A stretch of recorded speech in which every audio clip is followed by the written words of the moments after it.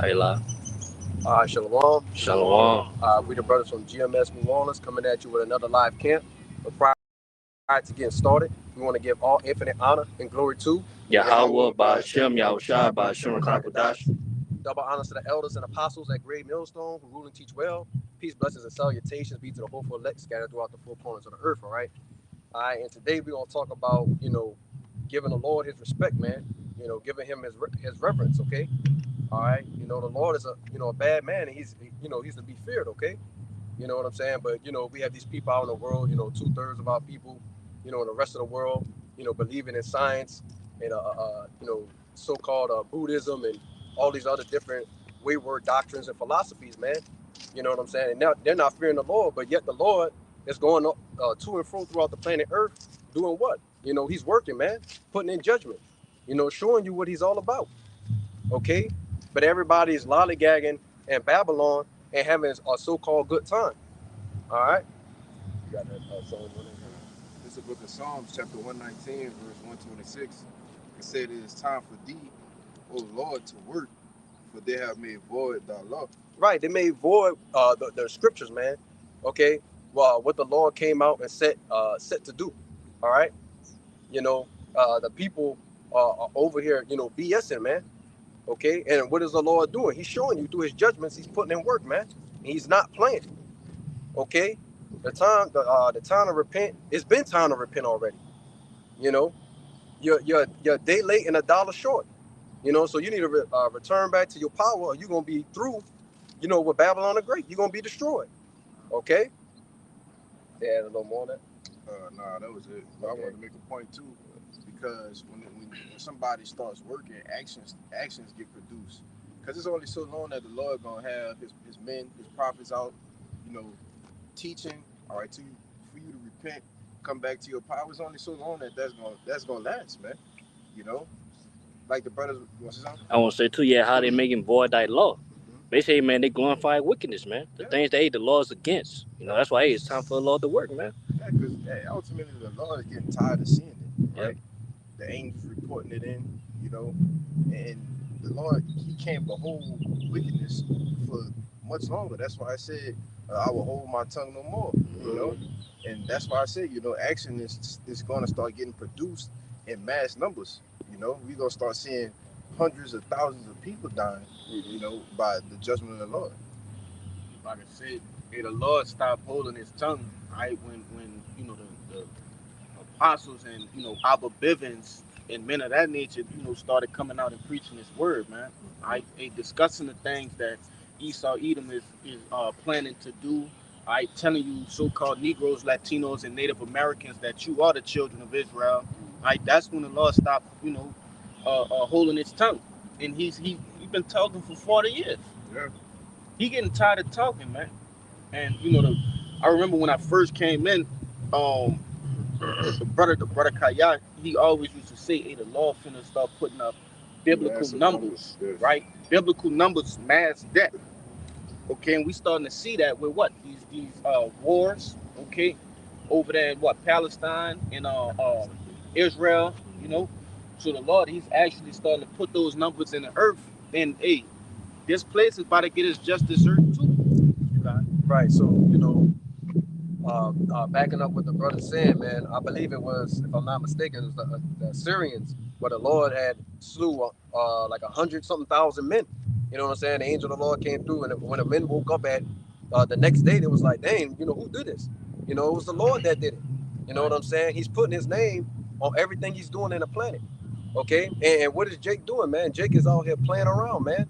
Everything's a game, man. But not everything is freaking funny, man. Okay? People, are out here risking their lives to teach you the truth, through the spirit and power of Yahweh Shema Shah, and you're rejecting the word, right? You know what I'm saying? You're rejecting basically, the hand of the Lord. Here you're hanging off a damn cliff, you know what I'm saying? And instead of taking the hand, you end up smacking it away. So and that's what we're going into, man. People not showing the Lord his respect, man. I'm sick and tired of it. Me personally, you know what I'm saying? I'm sick and tired of seeing, people treat the Lord the way they've been treating him, man. And we see what he's doing in the earth already. It just ain't really touched Babylon yet. But it's going to touch Babylon in a major way. Right. Got something just to back up exactly what you're saying. This is the book of Isaiah, chapter 42 and 13. It says, the Lord shall go forth as a mighty man. He shall stir up jealousy like a man of war. He shall cry, yea, roar. He shall prevail against his enemies. Is the point. I have a long time holding my peace. I have been still and refrained myself. Now will I cry like a travailing woman. I will destroy and devour at once. Right, exactly. Man, the Lord's not holding his peace no more. There was a time when the Lord you turned a blind eye to the things that you did, okay? You was once a so-called a wicked man, you know what I'm saying? But you repented. You came back to the Lord. You started doing the righteous works, you know what I'm saying? But for the other people that ain't did that and are not repenting, man, you know, judgment is set for you, okay? If I can see it, tell you, I believe it's in First or Second Corinthians. Salaki for not knowing directly where it's at, but it tell you that the Lord wink at, basically the mishaps of the men of the Lord, man. He wink at your ignorance. Yeah, right. Because we were ignorant, we didn't know, right? And now we know, so we do what? We revert, right, and come back to the Lord and do best we could. You got it. Con. I got you. Go ahead. This Proverbs. Oh, go ahead. You've been holding. No. This Habakkuk 1 and 2, and it reads, O Lord, how long shall I cry, and thou wilt not hear? Even cry unto thee of violence, and thou wilt not save. Why dost thou shew me iniquity, and cause me to behold grievance? For spoiling and violence are before me, and there are that rise up strife and contention. Therefore the law is slack, and judgment doth never go forth, for the wicked doth compass about the righteous. Therefore wrong judgment proceeded. And we coming in the same spirit as Habakkuk right there, man. All right, we seeing, the multitude of whoredoms. Okay, we seeing the acts of violence, and the list goes on. All right, we crying out unto the Lord, but we know, and we see that we watching the time tick down on this bomb, man. We understand that the Lord is about to, make a speedy riddance of the wicked. Okay, so we're not sitting here in a wars me spirit, but we also crying out unto the Lord and telling them, hey, they got shit going on down here, which he know that it's all in his time. Okay, that's the reason why I brought this out. All right, because it's all in his time. He's letting the wicked build up a tab in which they can't pay back. You see? But you got it. Right, because what is the wicked, man? They're nothing but a bunch of fugitives, man. That's They've right. been running for judgment, because when you ask a so-called white person, which basically is an Edomite, you know what I'm saying? What do they always say? Well, it wasn't me. Right. I didn't do it. Which goes to show you, man, they fall in that I believe it's Wisdom of Solomon, the second chapter. Oh, we don't come back. We know our life is as a vapor. When we die, that's it. Because they don't have no understanding on what's really going on, man. Yeah, you were your forefathers, man. Just like we were our forefathers, right? We sinned and went off. The Lord punished us for it, and he held your punishment till now, man. And now you about to get your just desserts. Give me that First Samuel. This is the book of 1 Samuel chapter 2 and 3. It says, talk no more so exceeding proudly. Let not arrogancy come out of your mouth. Right, and who's the proud guy, right? Who's the arrogant guy? Yeah, our people picked up bad habits and traits from Esau Edom, man. But he's the guy, man. He's the one that's talking shit. Okay, he's the guy that said, well, look, we don't need a God. You know what I'm saying? We are gods, and not only that, we can upset him as much as we like. You know what I'm saying? Through his what? Through his doctrines, his philosophies, the things, his instruments. Okay, the things that he's made up, right, to go along on the planet Earth. Okay, going back into his science. Okay, his technology. Those are the things that are against the Heavenly Father, man. He didn't forget about that. So when he comes back, he's going to destroy all that he made and then some. Okay. It says, for the Lord Yahweh is a power of knowledge, and by him actions are weighed. Right. So watch what you say, man. Okay. You know what I'm saying? Because the Lord, he's going to hold you to it. Right. The scriptures teach you that, man. And give me the it speaks on that. But yeah, man, the Lord's gonna hold you to what you said, man. He hears your backbiting, your whispers, your murmurings, all of that. Okay, you're not gonna get away with it, and especially you, Esau, because ain't nobody talk more shit than you. You know. Wisdom of Solomon 1 and 8, I believe it says, therefore he that speaketh unrighteous things cannot be hid, neither shall vengeance, when it punisheth, pass by him. For inquisition shall be made into the counsels of the ungodly. Right, and the Lord's gonna acquire a diligent search. He said, "Well, let me see what this dude been talking about all this time." You know what I'm saying? What has he been saying? Oh, he said all this. Does he not know who I am? Okay, so like I said, the Lord is gonna hold you to that, Esau. You know what I'm saying? And you're gonna be punished by just not only your actions, but off the things you said too as well. It says, and the sounds of his words shall come unto the Lord for the manifestation of his wicked deeds. For the ear of jealousy heareth all things, and the noise of murmurings cannot be hid. Right. So the Lord knows what you're saying, even when you're so-called not trying to say it, man. When you're speaking real low, you're talking to yourself. Okay. He knows your very thoughts, man. The intents of the heart of the man. You can't escape it, man. You know, we're showing you ultimately you're not in control. Right. The Lord is only making you think you're in control. That's why you think you're gonna beat him, but you're not. That was it. That was it. Yep. I got one for you. This is the book of Sirach 23 and 19. Mm-hmm. Such a man only feareth the eyes of men, and knoweth not the eyes of the Lord are 10 times brighter than the sun, beholding all the ways of men and considering the secret parts. Right. So it's showing you that there's nothing that could be hid from the Lord, man. Okay, if your eyes are 10 times brighter than the sun, it's basically shedding light on every area. There's no crack or crevice where there's any darkness, man. Yeah. So you can't hide anymore. Yeah. Right? The revealing of Esau is right now, okay? Through the spirit and power of Yahweh Shem Al Shah. And he sent who? The elders to do it, first and foremost, and it trickled down to us younger brothers. Okay? Got some. Yep. This second Ezra, chapter 6 and verse 18, and it reads, and it said, behold, the days come that I will begin to draw nigh and to visit them that dwell upon the earth, and I will begin to make inquisition of them what they be that have hurt unjustly with their unrighteousness, and when the affliction of Zion shall be fulfilled. Right, that goes that deep, diligent search. He said, okay, again, let me see what they did to my people. Let me see, okay, they did this, they did that. And all of those things are like a blink of the eye to the Lord. Okay, for us, a major time has passed by 300, 400, you know what I'm saying, plus years. But guess what? The Lord remembers it like it was yesterday. So Esau, you're not going to get away with it, man. He's going to hold you to it. I'll say you said you probably gonna say the same thing I'm gonna say. I'm gonna say, yeah, scripture say, hey, 1,000 years is one day to the Lord, man. Right. According to 2 Peter 3. Right. You're calm, brother. 1,000 years is as one day to the Lord, man.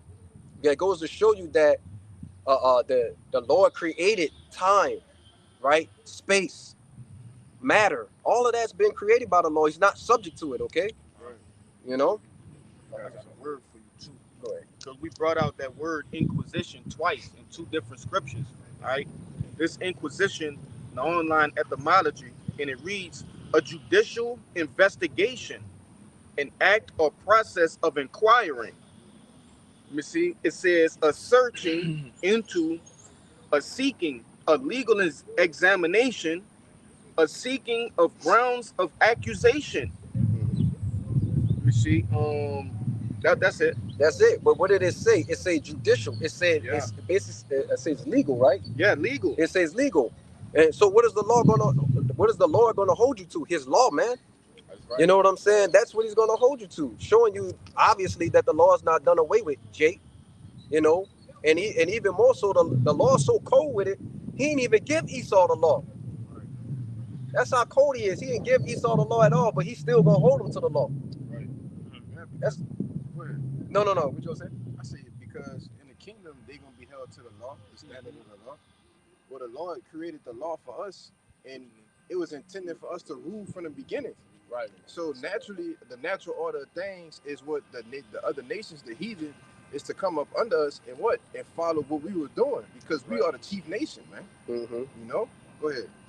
God. And when you get a law, you impose it. Yeah. There's action behind breaking the law. Right. You know? I got you something, though. You got something for It's 2 Ezra chapter 8, verse 55. mm-hmm. It says, and therefore ask no more questions concerning the multitude of them that perish. For when they had taken liberty, they despised the Most High. They thought scorn of his law and forsook his ways. Moreover, they have trodden down his righteous and said in their heart that there is no power, or that there is no God. Yea, and knowing they must die. For as the things afore shall receive you, so thirst and pain are prepared for them. For it was not his will that men should come to naught, but they which be created have defiled the name of him that made them, and were unthankful unto him which prepared life for them, and therefore is my judgment now at hand. And what did it say, man? It said a lot in there, but it said they were unthankful for the life that the Lord had prepared for them, which means the people didn't want to repent. Yeah. Here it is, the Lord is offering you immortality, right? You're going to be able to live forever. You're going to have the best fruits of the planet. Everything you eat and drink is going to be nourishing to the body at its max, okay? You know what I'm saying? You're going to have, women, okay, riches within the earth. You're going to be a king, a judge. And here it is, you want to go and work a 9 to 5 for the rest of your life, only to die at the age of 55 from diabetes. It's ridiculous, man. So you deserve to be punished, man. You deserve to be put to death. There's nothing else the Lord could do for you, okay? But to put you back in your right state of mind. It said, well, when they had taken liberty, they despised the Most High. They literally despised the Most High. You don't think the Lord know that you're despising him? Go ahead, bro. Right, so, okay. Right, so, hey, look, man. It said they despise the Lord, man. So what do you think in like-minded the people are going to get in return? You think the Lord's just going to come out of the sky? He's all hugs and kisses. He's coming with flowers and petals for you to walk on. No, man, the scriptures teach you he's coming back to judge and make war, man. Right. He's coming back for major bloodshed. He's coming back for payback, vengeance. Okay? I got the Revelation, Proverbs chapter 8, verse 32. It says, now therefore hearken unto me, O ye children, for blessed are they that keep my ways. Hear instruction and be wise and refuse it not. Right. Blessed is the man that heareth me, watching daily at my gates. Right, and that's what we're doing, man. We're watching daily at the Lord's gates, man. We out here on the highways and hedges. We're teaching the people the truth. We're trying to wake up people in the spirit, okay? That's our job, man. You know what I'm saying? We're presenting our bodies a living sacrifice, okay? You know what I'm saying? We're waiting on the return of Yahweh Shema Shah. I got something. You want some more? Yeah, give me some more on that. It's going to be all the way at 36, I think. Yeah, all the way to the end. Yeah. It says, blessed is the man that heareth me, watching daily at my gates, waiting at the posts of my doors. For whoso findeth me findeth life, and shall obtain favor of the Lord. But he that sinneth against me wrongeth his own soul. All they that hate me love death. Right. So if you hate the Lord, you want to die. Okay? You literally want to die. You're asking to be killed. Okay? First class ticket. Right. You're on a wrong way down a one way, and it's gonna lead you straight to death, man. But that's what you're asking when you don't repent. The law says it's either repent or die. The choices are very simple. You can call it an ultimatum if you like.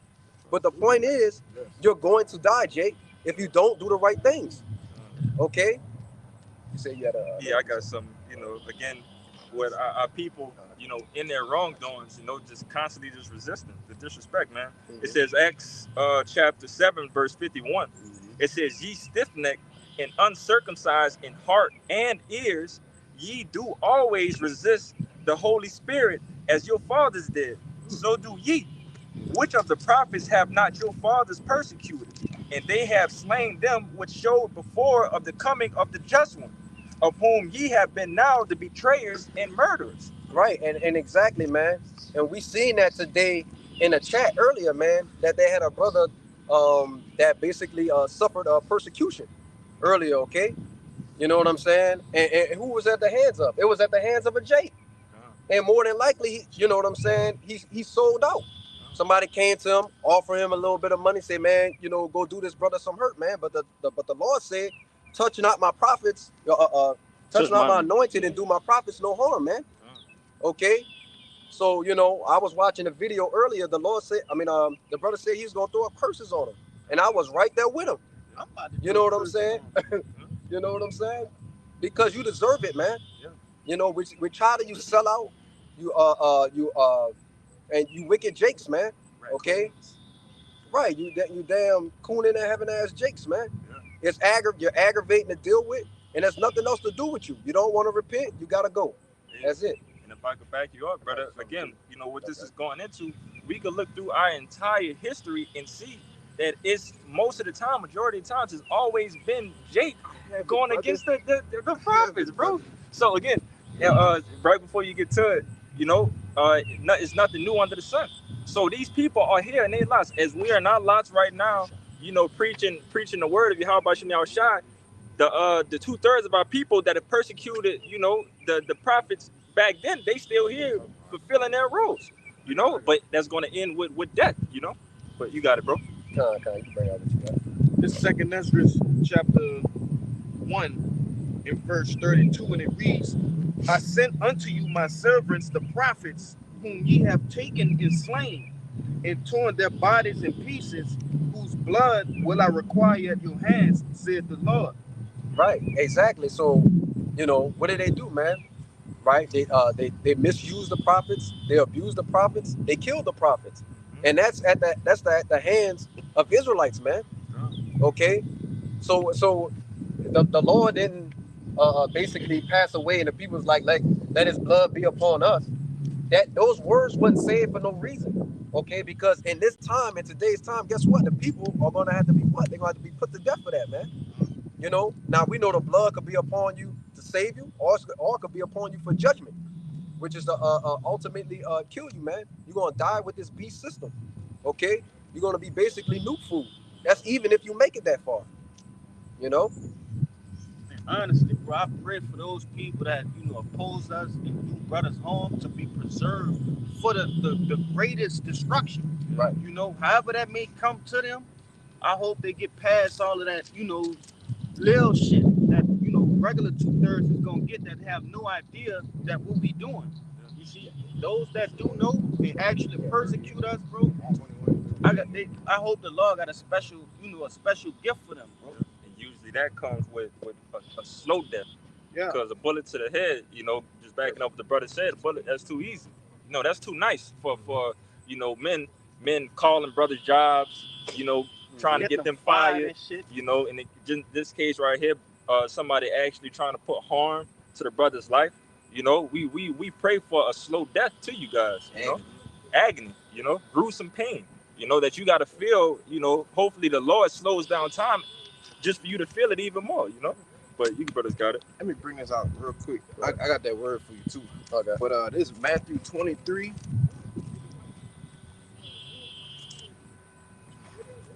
That's crazy, that horn, bro. Yeah, that's crazy. That's that numbers. Time, yeah, that's Satan. Just that word. Right. It's the end of the word. 28. It says, I'm trying to see where I started at, man. I started at 27. It says, woe unto you scribes and Pharisees, red letters, Yahweh speaking. Yep.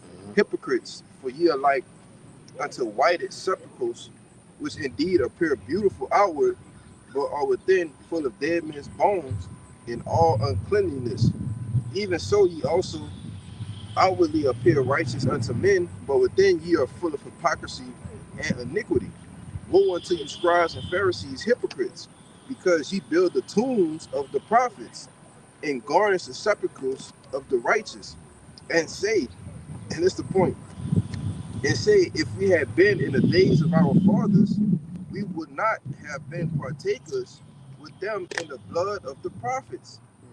Wherefore, ye be witnesses unto yourselves. So I'm telling you straight up, this is you. I'm telling you straight up, be a witness to yourself that this is what you're doing. It says that ye are the children of them which killed the prophets. And that's the point. you know, like the brother was saying, those people that say, oh, you know, I wouldn't have did that, you know, in the scriptures, you know, saying give us Barabbas. No, you wouldn't have did that. You did it already. Right, You already did it, man. You know, go ahead, you got it. Right, and what the Lord does for us, man, he leaves behind what? So-called breadcrumbs, clues, right? Adjectives describing the people, man. Okay, so we can know how to identify those people in today's time. Okay, because what did it say? They say they were whited out sepulchres, man. Yeah. They looked at all pure and righteous and holy on the outside, you know, and they come looking like a so-called righteous man, but it said inwardly, man, they were basically nothing but a bunch of liars, man. You know, people in a word for filthy lucre. Okay, they wanted to prosper in a way that was unrighteous, man. Right? They basically and they were liars too, right? And what are we? Right? We're dealing with that right now amongst people in today's time, man. Okay, you know, dealing with the different camps. You know, you got that word for me? Yeah, kind of. Let me read. I'll just get the word. Yeah, you can just get the word. Right, this the word Sicarios, Strong's G4607. It says an assassin, one who carries a dagger, or a short sword under his clothing, that he may kill secretly and treacherously anyone he wishes to. Right. So exactly, man. You know what I'm saying? You want to, you know, basically go and roll with people that call themselves Sakari, not knowing what the word actually means, man. You know, those people were the murderers back then, man. They didn't agree with the ways of Yahweh Shema Shah. They didn't stick with the program. You know, they ultimately wanted to revolt against the ancient Roman Empire, right? Which they did. They killed certain sects of them, but they all got put to death, man. That's right. Ain't none of them survived. Which go to show you, man, if you live by the sword, you're gonna die by the sword. Okay? They try to make their own way. Right. They try to, you know, scriptures tell you, you know, hey, the Lord put, you know, Pharaoh up there like that. All right, the same as how he put Edom up, man. He put Edom in power. Who are you to say, you know, I'm gonna take up arms, me and my men, and try to overthrow them? Same shit happened back then. Same shit happening now. You see guys in the field like how we are right now, marching and training and in some sort of Hebrew boot camp. That's insane. Have you not learned from the scriptures of old? You see? Right. They getting maced, right? Pepper sprayed, like you said, going through this strenuous ass military boot camp, man. Fake. That ain't right. That ain't what the Lord's calling for, man. Get in the scriptures, right? Learn what the scriptures say, man. Right? Be holy, be righteous, man. Those are the things the Lord called you to do. Go out on the highways and hedges and do all the right things, man. Come into the right doctrine. You know what I'm saying? Not this bugged out doctrine, you know, of so-called whatever ISUPK and Sakari and all the rest of these other guys, man. You know, they're showing you that their ways are. The Lord's showing you their ways are off.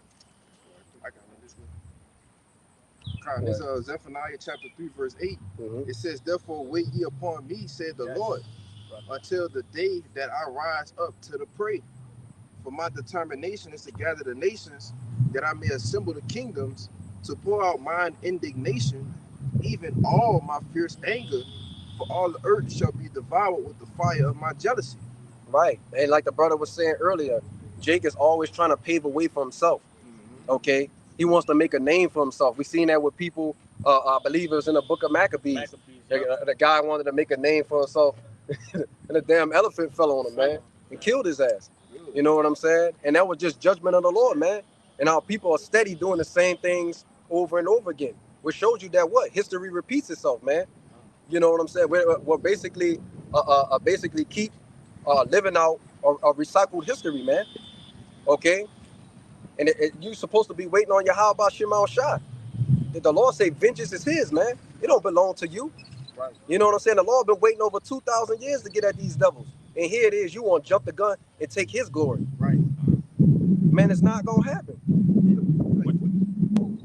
Which why it never happens, because he never allows it to happen. You think that he's going to willingly give over his glory? You know, like you said, you go back into even the ancient times with what was that slave they sent his skull around? Geronimo. No, not Geronimo. That's what he sent the skull who was the Jake, the slave Jake? Nat Turner. Nat Turner. Yeah, you know, just stuff like that. You know, small accounts of history that Jake actually tried to fight back and tried to gather everybody together. You know, even the Jamaicans down there, the Haitians, the Haitians trying to come to America and grab the rest of the Southern Kingdom. You know, none of these things will ever happen because this is the Lord. This is the Lord's duty, and that's his job to make that happen. You know, him personally when he returns. Well, you got it, bro. Yeah, that's why I said, wait ye upon me. Yeah. Right. Because if the Lord wanted Jake to be free from the cargo slave ships, come on, man, you got thousands of Jakes to 3-4 Edomites on the ship, man. Yeah. You don't think Jake could have just overthrew the ship? Right. All of them? Yeah. No, the Lord be doing things on purpose, man. Man, You know? 2 Jakes could have overthrew the goddamn ship. Yeah, for real. And if I could see, because you talking about them old, you know, plantation Yeah. in-shape Jakes, bro. They was in full-on shape. Mhm. But if I could say, you know, just like it tell you in Job, I believe the 20th chapter, Esau have a set time and date, to be taken out of power. Job 14. 14, kind. He has a set bound, okay? Who are you to disrupt prophecy? There are so many other things that had to come first. Yeah. You see? And Jake trying to, like, you know, meddle with the Lord's movie. Yeah. Man, you trying to ruin the fucking movie. Right. Yeah. That road, man. That's it. If you're an extra, be an extra. Yeah. If you with the main cast, be the main cast. Don't do nothing else, man. Ain't like we can anyway. You got to appreciate. Okay. It's Proverbs 20, verse 22.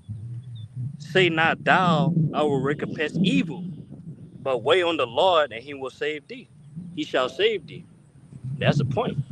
It really is. You can't break that down right there. It's simple right there. Right. You say, hey, say not you will recompense evil.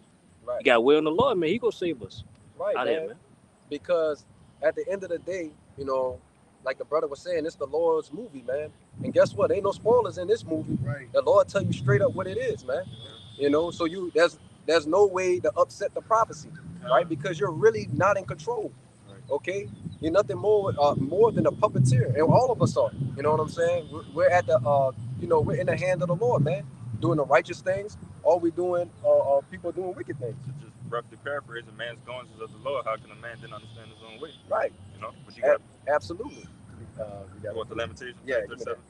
This is Lamentations 3 and 37. It says, "Who is he that said, and it cometh to pass, when the Lord commanded it not?" Right, exactly, man. Because guess what? At the end of the day, there's no such thing as manifest destiny, man. You can't control your own will. You can't do what it is that you want to do. You know what I'm saying? If the Lord has a different ultimatum for you, or alternative in your life, man, that's the route you're gonna take. Okay. So you could cut the bullshit, Jake.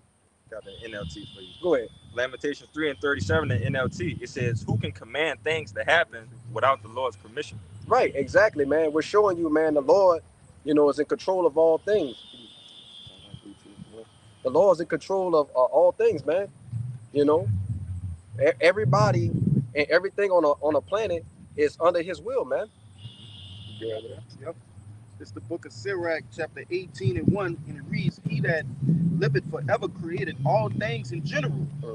The Lord only is righteous, Right. and there is none other but He, who governeth the world with the palm of His hand." Right. It tells you He governs the world, man. To govern means to control, man. And the Lord's at the highest. That's why they call Him the Most High, because He's at the highest seat in control over all things. Everything comes to Him. Go ahead. And all things obey His will, for He is the King of all, and by His power dividing holy things among them from profane. Right. And it says that what? It says that all things are what? All it says, for He is the King of all. Right before that. Slacken. It says, who governeth the world with the palm of His hand, and Right. all things obey His will. Right. It says all things obey His will, man. Right. That goes for the sons of God, right? The angels. Yeah. That goes for the sons of God on earth. You know what I'm saying? Which are the Israelites, the elect. Okay. You know what I'm saying? And everybody else in the earth, man, including the animals. Everything, man, is underneath and subject to the Lord, man. There's no way around it. I was just gonna say, it says, govern. What's govern? It goes government going to mind control. Because after that it says you can read it again, brother. It says That who part. governeth the world with the palm of his hand, in all things obey his will. Yeah, because he in control, so he controlling the minds too. Right. Yeah, he's controlling them on the left, the right. Everything. Everything is being controlled by the Lord. The birds flying in the air. It said when you got something in the palm of your hand, Yes. brother, it's easy to control it. All you doing is just maneuvering shit in the palm of your hand, man. Right. Like what the brother was saying, man. Govern means to control, and ment goes back to the word mental, man, which goes back into what? Your mind, your life, okay? So the Lord's the one that's in control, man. Oh, you got it. Oh, yeah, that's a good one. Go ahead. Come. This is what you need though. No, go ahead. Go ahead with that one. This is Jeremiah 10:23. Yep. It says, "O Lord, I know that the way of man is not in himself. It is not in man that walketh to direct his steps." Right, and walking it takes what? It takes action, man. Right? It requires movement, and you're moving what? You're moving at the pace of the Lord, man. Okay. So while you're learning, right, you're gaining knowledge, wisdom, and understanding. It's all going to be at the pace of the Lord, man. Right? The Lord's going to pull the anointing on you. He's going to give you extra water when you need it, but it's at His pace. Okay. It doesn't matter how much studying you're doing. You know what I'm saying? If the Lord's not giving you the increase, okay. Yeah, the Spirit of the Lord has to be working with you, okay? And in like manner, right? All the other people, all the other nations are what? Geared up, ready for war, right? You know what I'm saying? You have Russia getting ready to what? Protect these other nations, man, okay? Because the time is now, okay? For the Lord to do what He said He was going to do according to the Holy Scriptures, okay? And you can't get around that. You was on something, you said? Nah, you got it. I think it passed. Proverbs 16. I'm right there. You got it. I'm 16 and 9. 16. You get that. I'm right yeah, there go too. ahead. Go ahead. Proverbs 16:1, huh? Yeah. Proverbs 9 16:1. It says the preparations of the heart and man, and the answer of the tongue is from the Lord. All the ways of a man are clean in his own eyes, but the Lord Yahweh weigheth the spirits. Right. All the ways of man is clean in his own ways, but the Lord is the one that does what? Weighs the actions of the man, right? And it said what? Preparations. Those are things that you're about to do, right? Not things that you've done already. It's things that you are about to do, man. So showing you that what?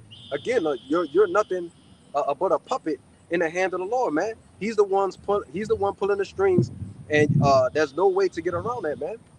Okay. Even the Lord said, "I come in not to do my will, but the will of my Father." Right. Okay. You want to get verse 9, or you want to read it? No, Okay, yeah, you can go read ahead. Yeah, verse 9. Proverbs 16:9. It says, a man's heart deviseth his way, but the Lord Yahweh directed his steps. Right, and what? That goes back into what we was talking about earlier, man, with the Jeremiah 10:23, man. You know, the walking, the steps that you need to take in this lifetime, man. Going back into what? You know, the Lord being in control, okay? Okay, the Lord is control over whichever way you decide to take. If you decide to bug you out, then hey, you're gonna just be a bug out, okay? Eventually, at some point in time, you know. Or if he decides for you to go all the way through in this walk, right, and receive the sure mercies of King David, right? You know what I'm saying? And the kingdom of heaven and all the righteous things that come with it, then that's what you're gonna get. You gotta be elected from the foundations of the earth, okay? We've seen the Lord actually literally use people to forward His agenda and just push them to the side. There's people we know that are completely bugged out, but put us on game, you know. But that's how cold the Lord is, man. You know. You know, the Lord knows how to sift through everything, man, and use somebody just to scar them with the quickness. Right. Like brothers got many accounts and examples of even finding this truth out, man, and the people that you came in with not even on your side no more. You know, Jake only been in this thing for about 4, 5 years close, and seen many men fall. You know, and just imagine the elders and apostles, man. It's been probably a plethora of men that used to be in this walk and no longer walking, you know. So you got it, bro. Right, man. And not just only people being uh, taken out of the truth, but also people not doing what they're supposed to do in the truth. You know, because we got brothers that come that's supposed to come out, right? They have the availability, they got the time, but they don't actually come out and do the work of the Lord, right? They don't do no videos, they don't share any information, but they believe in the truth and want to receive the kingdom of heaven, right? Those brothers are doing nothing but settling on their leads and deceiving themselves. But really, I mean, you know, the Lord say what? The deceive and the deceiver is his. You know what I'm saying? They You know? got that block in front of them, that spiritual block that's not allowing them to reach over that point. You know, that's why brothers tell you, you know, if you really want that increase, pray to the Lord, you know, for these things to happen, and then, you know, pray that you could make your actions happen, you know? Right. But You'll go and talk to a brother about sports, you know, about entertainment, about the things that's happening in the world. In a moment you missing the truth, you don't hear from them in 2 months, in 3 months. They dodging all your phone calls to everything. Hey, You know what I'm saying? And that really ain't your brother, man. Right. That's just another nigga in the world. You know? That's what it is, because we all deal with that type of shit. You know, we got friends, you know, people we growed up with, you know, you try to give them the truth and they refuse to accept it. But that's because the Lord don't want them, man. Right. You know? Awesome. You got it. I would say a brother get John 15 where it say the Lord have not chosen us, he chosen us, man. If I can see real quick before you grab that, because Jacob said, hey man, I was thinking about that stuff you had told me like years ago, and man, I just, you know, I'm starting to see it. But then when you start to, because Jake then elevated in the truth and then got more, you know, more, you know, swift with the sword, start breaking shit down. And your discernment on a higher level. So I already know where you're going there with what you're trying to tell me. Right. So you bird feed, you know, you shoot a little bit over, and then you be like, I got this nigga. Watch, he ain't gonna call me. And, you know, that be your favorite cousin. Yeah. This nigga don't call you for 2 months, like the brother said. Yeah. Right. You got it. Right, man. Which goes to what? Like the brother was saying, you know, people being sifted out instantly. You know what I'm saying? The Lord's not wasting any time. He said, oh, no, not having this. Because sometimes even those people, you know, could be a stumbling block for you. Yeah. You know what I'm saying? You know, holding up your time. You know what I'm saying? Trying to take away from the word. You know what I'm saying? Trying to draw you back into the world. And it's always what? Little simple stuff it starts off with, and then it ends out with something greater. You know? So to keep you from even falling off the path, he gets rid of them instantly. You know? You got something? Yeah. I'm gonna bring this out real quick. I'm gonna get that one for the brother. It's Psalms 139:16. It says, "Thine eyes did see my substance, yet being imperfect in thy book, all my members were written, which in continuance were fashioned, but as yet there was none of them." I'm reading the NLT. It says, "You saw me before I was born. Every day of my life was recorded in your book. Every moment was laid out before a single day had passed." So we literally can't do nothing but live out what the Lord wrote, the story that he wrote out for us, man. And we just gotta hope and pray that we are the elect. That's it, brother. That's all we can do. And work and be diligent, you know. But Yeah, basically predestined, man. exactly. You know, only the Lord can predestine you for something, man. But hey, the Lord, you know, he predestined us, man, to be prophets, man, according to Jeremiah 1. That's right. You know what I'm saying? Yo, Con, go ahead, bro. That's why I said every moment was laid out before a single day had passed.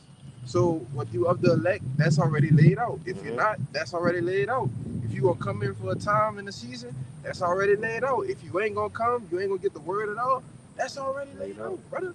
There's nothing that we can do. Like the brother was saying, all things obey his will. So what we doing, we just obeying the Lord's will every day we wake up, brother. Okay. That's all we doing. We just hope, man, we predestined for salvation, man. That's right. Be the first fruits. That's right. That's it, brother. Right. And look, right now, you know what I'm saying? We got the best seats available, man. Yeah. Okay? Because what? We're preaching the word through the spirit and power Yahweh Shema Shah. You know what I'm saying? We're doing the works of the Lord, man. You know, we're basically at the helm of this thing. You know, usher in Yahweh Shema Shah. You know, from his word. So, you know, that's something to be thankful for. You know what I'm saying? It's something to be grateful for, man. You know? You got that, Jeremiah. Yeah, I got Jeremiah Go ahead. and I got another precept. Go ahead. This Jeremiah 1:4, and it reads, Then the word of the Lord came unto me, saying, Before I formed thee in the belly, I knew thee. And before thou camest forth out of the womb, I sanctified thee and ordained thee a prophet unto the nations. Right. He set you aside, man. He said, hey, look, you know, out of the people that's coming up from all these people from out of Judah, I say, I'm going to take this young man here, I'm going to put him to the side, and I'm going to have him do my will, man. And I think they got a little bit more on that, huh? If I can make a quick point, because you know how with that the factory processes, how everything processed the same. The conveyor belt is like, oh, stick, paste, boom, stick, paste, boom. Well, the elect is different. Because they hand picked. You got stick, paste, boom, and then you got those like put this one to the side, go. Put this one to the, you know what I'm saying? Right. Hey, if I could back you up again, you said the elect, and you know, if you go into that, you know, the judging body, you know, that we're hoping to be a part of, that's 144,000. You know, out of the millions and billions of people in the world, the 144,000 is what we're striving for, to be of that judging body, heirs to the throne. When you have about Shemiel Shah, that's a specific number of people, you know. A very small number. Very small number, yes. Yeah, out of 8 billion, that's God. Yeah, basically, man, we are the elect of the elect, man. You know what I'm saying? We the MVPs. You know, Lord willing. the Israel of the Most High. Israel the Most High. Right. Exactly, man. And what are the things that makes us believe that we're of the elect, right? That we are the Israel of the Most High, right? Doing this, what we're doing right now, here, today, right? That's a timestamp in history where people could look back, or the Lord could look back and say, hey, man, this man was doing the work on such and such day. And that timestamp, through the spirit and power Yahweh Shema Shah, Lord willing, we make it to the end, will go throughout the annals of history since the time frame of us being in the truth. And now the Lord can make a case for us, you know, in the heavens and say, hey, look, this is my son, man. You know, I chose him to be that chosen vessel. Okay. You know, to forward my work. And he did the will. He finished the race. You know? Yeah, one thing we may not know who the elect are, but we know one thing: the elect gonna be doing the Lord's work. So if you're in a game, that's enough hope right there to, you know, to keep going. You might can solidify your spot. Yeah, stay on the game, man. Yeah. Hey, that's because you shouldn't be worried about that. You should just be constant in doing the work, always abounding in the work of the Lord. That's all you need to do. Nah, you shouldn't be sitting here thinking, man, I'm doing all this, and what if I'm not an elect? Go ahead. I'll say, hey, man, bring the First Peter, man, and give diligence. We can call it like sure. Right, Yeah, 2 Peter, yeah. Oh, okay. This is Colossians chapter 3, verse 10. It says, and have put on.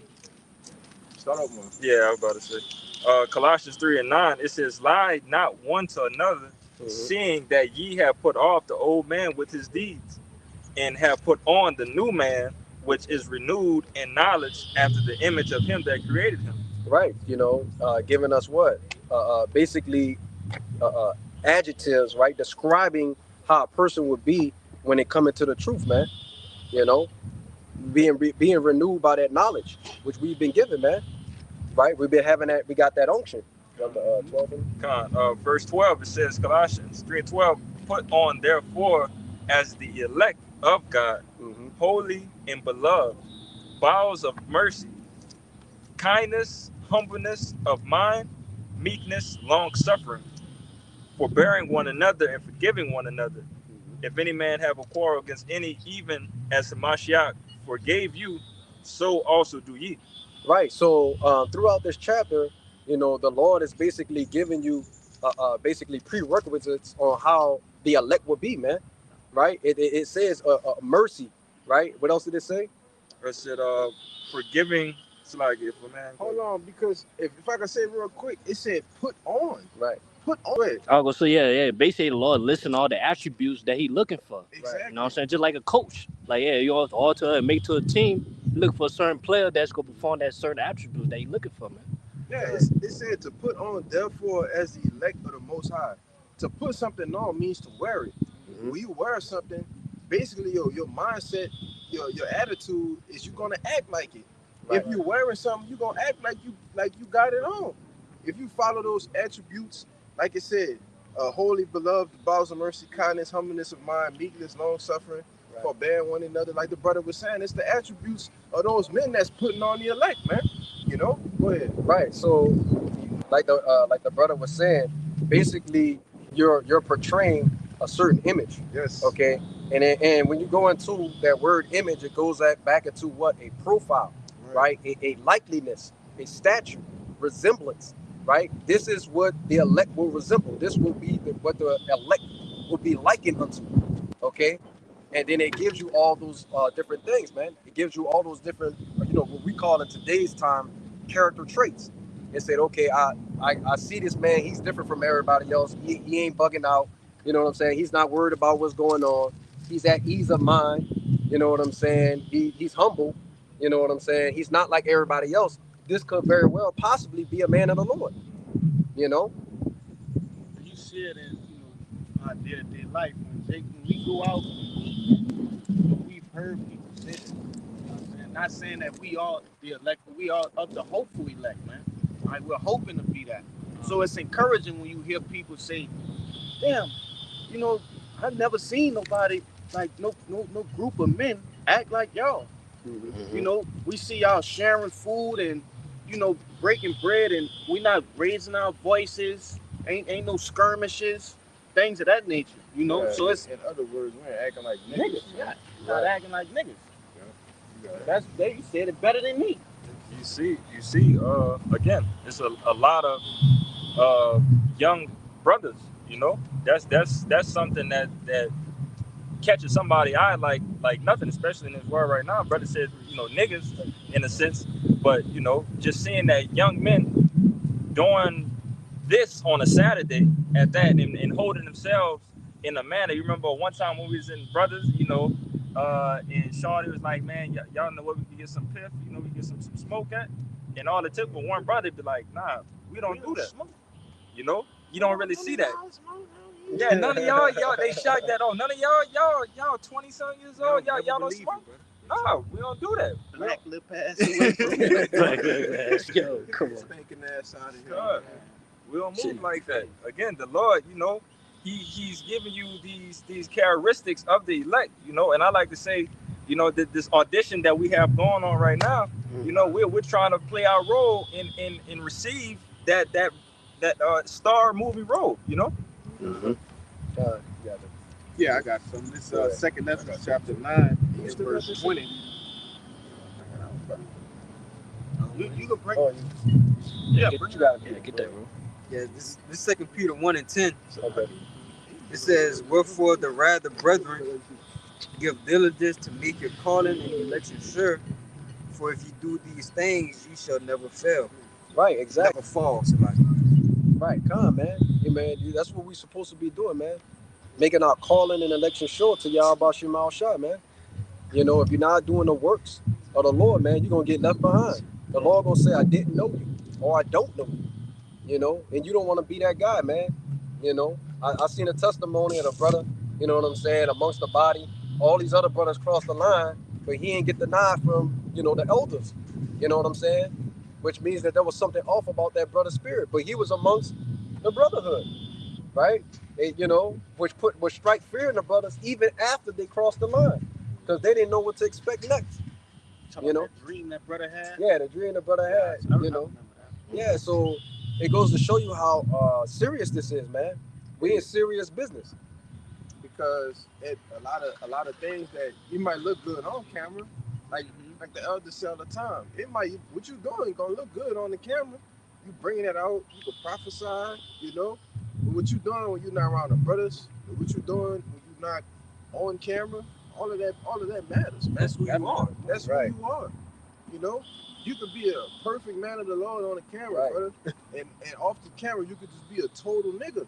Hey, cause Jake good at acting, bro. Good at acting, Jake brother. know how to act. They didn't fall for the Jacob, brother. They supplanted, and that's like the brother started off, and it was started to camp off. That's where the respect come in for the Lord, man. Mm-hmm. All right, your reverence, man. Because if you truly feel the Lord, you truly have a revere the Lord, then you're not gonna be acting like that, man. Because the Lord will fuck you up, man. Right. Go ahead, bro. I have a precept too. Okay, You good. bring it up? Okay. It's Hebrews 6:11. It says, and we desire that every one of you do shew the same diligence to the full assurance of hope unto the end, that ye be not slothful, but followers of them who through faith and patience inherit the promises, man. And that's, it says we desire. So we I gotta get the word desire to see what it means right quick. You know? Go ahead, speak on it, brother. I got Yeah, it. so man, look, we desire what? The day of the Lord, man. Yeah. We desire his coming, man. You know what I'm saying? We're patiently waiting. You got it? Yeah. Go ahead. It says to wish or long for, to express a wish to obtain. But that's the point. It says to long for, to demand or expect. So when you go back to Hebrews 6:11, it says, and we expect. You see, we demand that every one of you do show the same diligence to the full assurance of hope unto the end. So we man, the men of the Lord in the past times is demanding that we show this diligence. Right. They're demanding that we have this hope and patience and faith unto the end, man. And this is an exhortation to the brothers in the ministry. You know, it Right. says, go ahead. No, you got some more. Yeah, I'm gonna just read verse 12. Okay, go ahead. It says that ye be not slothful. So they demand you to not be slothful, man. Fervent in the spirit, handling the Lord's work, man. You working for the King of the universe, for crying out loud, man. Right. It says, but followers of them who through faith and patience inherit the promises. Right. You know, got it? Yeah, man. So what is it saying, man? It said don't be slothful, man. The desiring, all right, right? The brother went into the word desire, which means the wanting of something, the longing for something. You know what I'm saying? You really want this bad. You really want it to happen, man. And it said don't be slothful, man. The scriptures talk about, basically, the people being like unto an ant, man. And what does an ant do? It constantly at work, man. It's working. For what? You know what I'm saying? To build itself up. So at the end of the day, it can protect the things that's necessary to be protected, man. And potentially, I believe it's the queen they have to protect and all the rest of that kind of stuff. Okay, but the point is, it's always constantly at work, man. And that's what we are, man. You know what I'm saying? We get our breakdowns, we study those, right? We're constantly doing the work. We're doing videos. Okay, we out on the highways and byways. Okay, these are the things that we're doing, and it's necessary towards salvation. Yeah. Right. You can't receive it without it. Charity. Right. Charity too. Yeah, well, I said it's important to that. Do the work. Consistently do it. You know what I'm saying? Because that's how, hey, man, the eyes of the Lord stay upon us, man. Hey, the Holy Spirit be with us, man. God. You know what I'm saying? Because, hey, man, it's not just, one day. Good work, then you just done. You know what I'm saying? Now, the work don't stop, man. It's not a seasonal thing, man. It's a every It's day continuous. thing. Right. Which is, if I can say it real quick, which is when you go into the word diligent, it means to work earnestly or to work hard, to strive for something. If you're working hard for something to obtain it, and it's gonna last for eternal, all right, it's gonna give you a crown of immortality. Well, how much putting in the work every day? How much that's gonna count towards that, man? Huh. Go ahead. Yeah, man, Jake do it for that to be successful in this world, man. Right.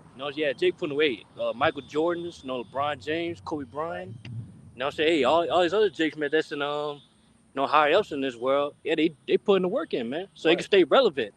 You know what I'm saying? So they can stay rich in a sense. Hey, that's a lot, bro. You go ahead, bro. That's why the work we put in gonna be more than worth it, cause we ain't gonna work forever, but our reward gonna be eternal. Mm-hmm. Got it. Yeah. Right. Because at the end of the day, what are we, man? Just like how they are. Okay, we're perfectionists, right? And what are we doing? We're perfecting the ways of Yahweh Shema Shah. We're telling people how to live their life. The things they should do. The things they should not do. Okay? So it behooves you, you know what I'm saying? If like we said earlier, you got to be a part of the elected to get it anyway. But you know what I'm saying? You want that spiritual crown at the end of the day. You know what I'm saying? You got to do the things that pertain to this book. Yep. I got something. You got you something as well. Oh, Who's going? Go ahead. just backing up your point. This is the book of Ecclesiasticus, chapter 44, in 8. It says, "There be of them that have left a name behind them, that their praises might be reported. And some there be which have no memorial, who are perished as though they had never been, and are become as though they had never been born, and their children after them. But these were merciful men, whose righteousness has not been forgotten, with their seed shall continually remain a good inheritance, and their children are within the covenant. Their seed standeth fast, and their children for their sakes. Their seed shall remain forever, and their glory shall not be blotted out. Right, and that goes into what? Brothers that received the crown, man, who's gotten in the kingdom of heaven. Okay, that memorial going into the memoirs of a man, man, that's been written throughout the annals of history, man. So at the end of the day, you know, not only is he gonna be blessed, but his seed gonna be blessed, man. His children gonna be blessed, right? You know what I'm saying? The scriptures tell you that a little one will become 1,000, man. Okay, which you know, basically going into, you know, the blessing of the elect, man. Before they left, before the Lord left. No, Yeah, I read 8 I to got 13. something to do with what you just read. yeah, go ahead. That's what I'm saying. This Daniel 12 and 41. Oh, Two. Salak. and it reads, and many of them that sleep in the dust of the earth shall awake, some to everlasting life, and some to shame and everlasting contempt. Let me see. Yeah, that's pretty much it. Just backing up what that brother was saying, man. All right, you have certain men, women, and children who gonna awaken unto what? Unto that being written in the book of life, right? And some that's gonna be written in the book of death. All right, just basically surrounding, all right, what's gonna happen hereafter, you know, this world is finished and our world is coming. Right. You see? But Right. again, it all starts now. Right, You know, it's now. this is the process. You know, I did a video way back called The Proving Grounds. You know, this is the proving grounds right now. This is where we prove that we are worthy to be heirs to the throne. You know, with this audition that we have given from Yahweh Shem Shah. Yeah, how do we prove ourselves? That, hey, man, we deserve to be able to know. We gotta continue to do the work, man. That's it. You know, and continue to show these qualities. Show the qualities that, you know, that we went into, that the elect is going to be doing, and continue to build off of it. You know, don't get stagnant just because you have some of these qualities, because as we were just talking about before, in the blink of an eye, the Lord could take that away. Right. You know, he could take that away and give that to another brother that'd be more fervent in the spirit for them, you know, just to get rid of you, you know. But, you know, we don't want to be that person that almost, you know, you want to be what we just read in that Sirach 44, you want to be remembered forever for your works that you've done for the Lord. Right. Because at the end of the day, what are we striving to do, man? We're striving for the kingdom of heaven, right? Victory over the beast, man. Right? And it's going to come with trials. It's going to come with tribulations. Some of us going to be martyrs, okay? You know, some of us going to, you know, live to see Yahweh Shah his return, you know? But at the end of the day, man, it's all about overcoming the beast system, right? So you can receive those palms, right? So you can receive the victory, so you could get the crown, okay? Because without those things are what? Death, man, right? Shame, right? You're going to wake up. I mean, you'll be reborn in the kingdom of heaven, and your memory is going to be something you don't want to remember, man. Yeah, a lot of you goddamn moles, you know, you sodomites, you back pushers, pill poppers, coons, weed blowers, you know, rod blowers, man. Christians, man. Yeah, man, a lot of y'all gonna be ashamed of the things that y'all done in y'all life, man. You know, a lot of y'all gonna be ashamed. Y'all gonna wake up with that everlasting shame and contempt, and realize that you despise the Lord. You actually have men with different family members, you know, men of the Lord with family, all right, friends in the world, and they get despised, man. Oh, here this nigga go with this shit. You know what I'm saying? Go ahead, man. I got that word. I'll go say, man, shame on the dude, hey, man, trying to kill that brother, man. Yeah. Especially him. Yeah, man. Like I said in that video, the dude threw up all kinds of curses on him. You know what I'm saying? Not just only on him, but his family, the kids, everybody, Yeah. the friends, Everybody. people that sent them, the people that was waiting for him to pick them up, everybody. And in like manner, that should happen. We want it to happen, man. Yeah. Because at the end of the day, we fucking sick and tired of you jakes, man. We really are. You know, I used to wonder why, when I first joined the truth, I never liked anybody else who wasn't even in the truth. Right. You know, now we show mercy and favor to people that may have it or may have the potential to get it in our spiritual eye that we can see. But everybody else is just like, man, fuck these people. That's it. And that was something I struggled with. I said, man, maybe I should have a little bit more mercy. Now I'm to the point where I ain't no more mercy, man. You know what I'm saying? The mercy doors are closing for the Lord is closing for me too. You know? Yeah, we'll have mercy. not mercy, but you know, we do have people that actually look out for us, or take care of us. They cooking or something, or I'm gonna put his food on the side. I know he don't eat no seafood, he don't eat no pork. You know, there's certain people like that. The very few that actually do, look out for a man of the Lord and don't put what he believe in. Yeah, they respect what we do. Yeah, they respect what we do, man. And the Lord might save them for that. Lord willing, we be able to like. Right. I got a couple scriptures. I got a word. Go and get that word real quick. Nah, because then what's that word? contempt. Oh, contempt. Yeah. Then that Daniel 12, and it reads, open disregard. Remember, it said, shall be awakened to everlasting shame and contempt. So listen, open disregard, disobedience of authority or the law. It says, the general sense, an act of despising, scorn for what is mean. It says vile or worthless. Let me see, is there more? No, that's it. But that's the light that those jakes will be put under in the kingdom of heaven. That just said a lot. Yeah. Right. You got it. Can't give me that one. This is the book of St. Matthew, chapter 10, verse 40.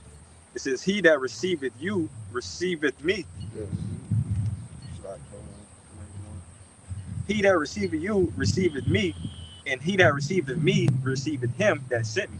Right. That's red letter to how Shaspi. Right. You know what I'm saying? And that backs up what the brother was talking about. Yes, we know that certain people that come along, you know what I'm saying, they might want to watch, if you have any, they might want to watch your kid and they say, well, what your kid could do and what they can't do. I need to know so I don't, you know what I'm saying, cross that line. You know what I'm saying? At least understanding on how you are. You know what I'm saying? Or cook your food, you know what I'm saying, that doesn't have anything abominable in it. Or just looks out for you in general, man. Yeah, so we know that they have those type of people, man. And those are the type of people we pray for. You know what I'm saying? But everybody else could kick fucking rocks. Okay?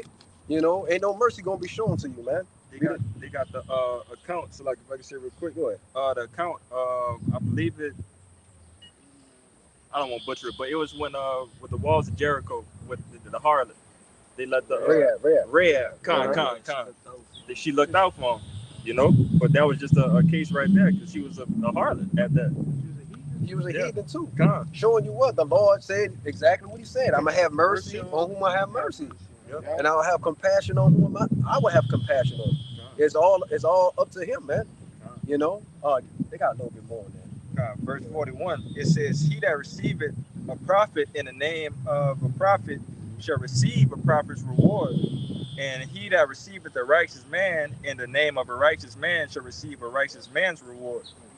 And whosoever should give to drink unto one of these little ones a cup of cold water, only in the name of a disciple, verily I say unto you, he shall in no wise lose his reward. Right, that receiving goes basically back into helping, man. You know what I'm saying? When you're receiving something, you're taking in. You know what I'm saying? And what are they doing, man? These people, the Lord has placed people in place to help the prophets along the way even get to the kingdom of heaven. The Lord put the spirit on somebody who once hated camps, hated the word, you know what I'm saying? And that person comes and, man, look, I got this, and this for you. I got, food or groceries, whatever. I got tools for you to use, right? So you could do the things that's necessary for you at your time, man. Because the Lord's going to hear your prayers, man, for whatever you need. Because he knows what you have and what you need and what you don't have, man. Okay? So, yes, those are the type of people that spiritually we look out for, man. And we thank you, how about Shema Shah for? And, hey, they got certain people that don't follow anything that we, that how we are, all right? Along the guidelines of what are the scriptures, because you got people like in the time of the MOTB who gonna take the MOTB, right? And they gonna be giving you food and shit. Yes. Giving you shelter. You saw that in the movie Red Dawn. Yep. When they were infiltrating the city. Yep. And the lady was giving them like sandwiches from Subway and shit like that, hiding them, and those are real actions that's gonna happen, man. Real accounts. Some of those things are gonna be written about. Just like I said, Rahab, it might say whomever, Tyrone, right? Let Kalaya or this brother, into whatever. It's gonna be real accounts like that.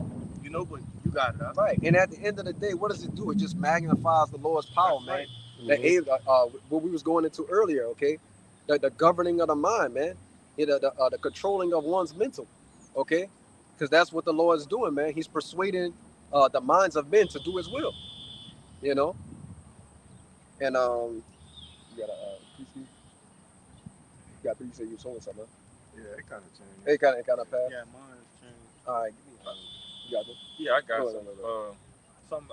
You wanted, Kashab, that Sirach 41 and 12. It says, "Have regard to thy name, for that shall continue with thee above 1,000 great treasures of gold. A good life hath but few days, but a good name endureth forever."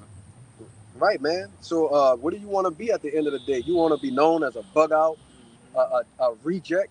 What's the word for reject? A reprobate. You know what I'm saying?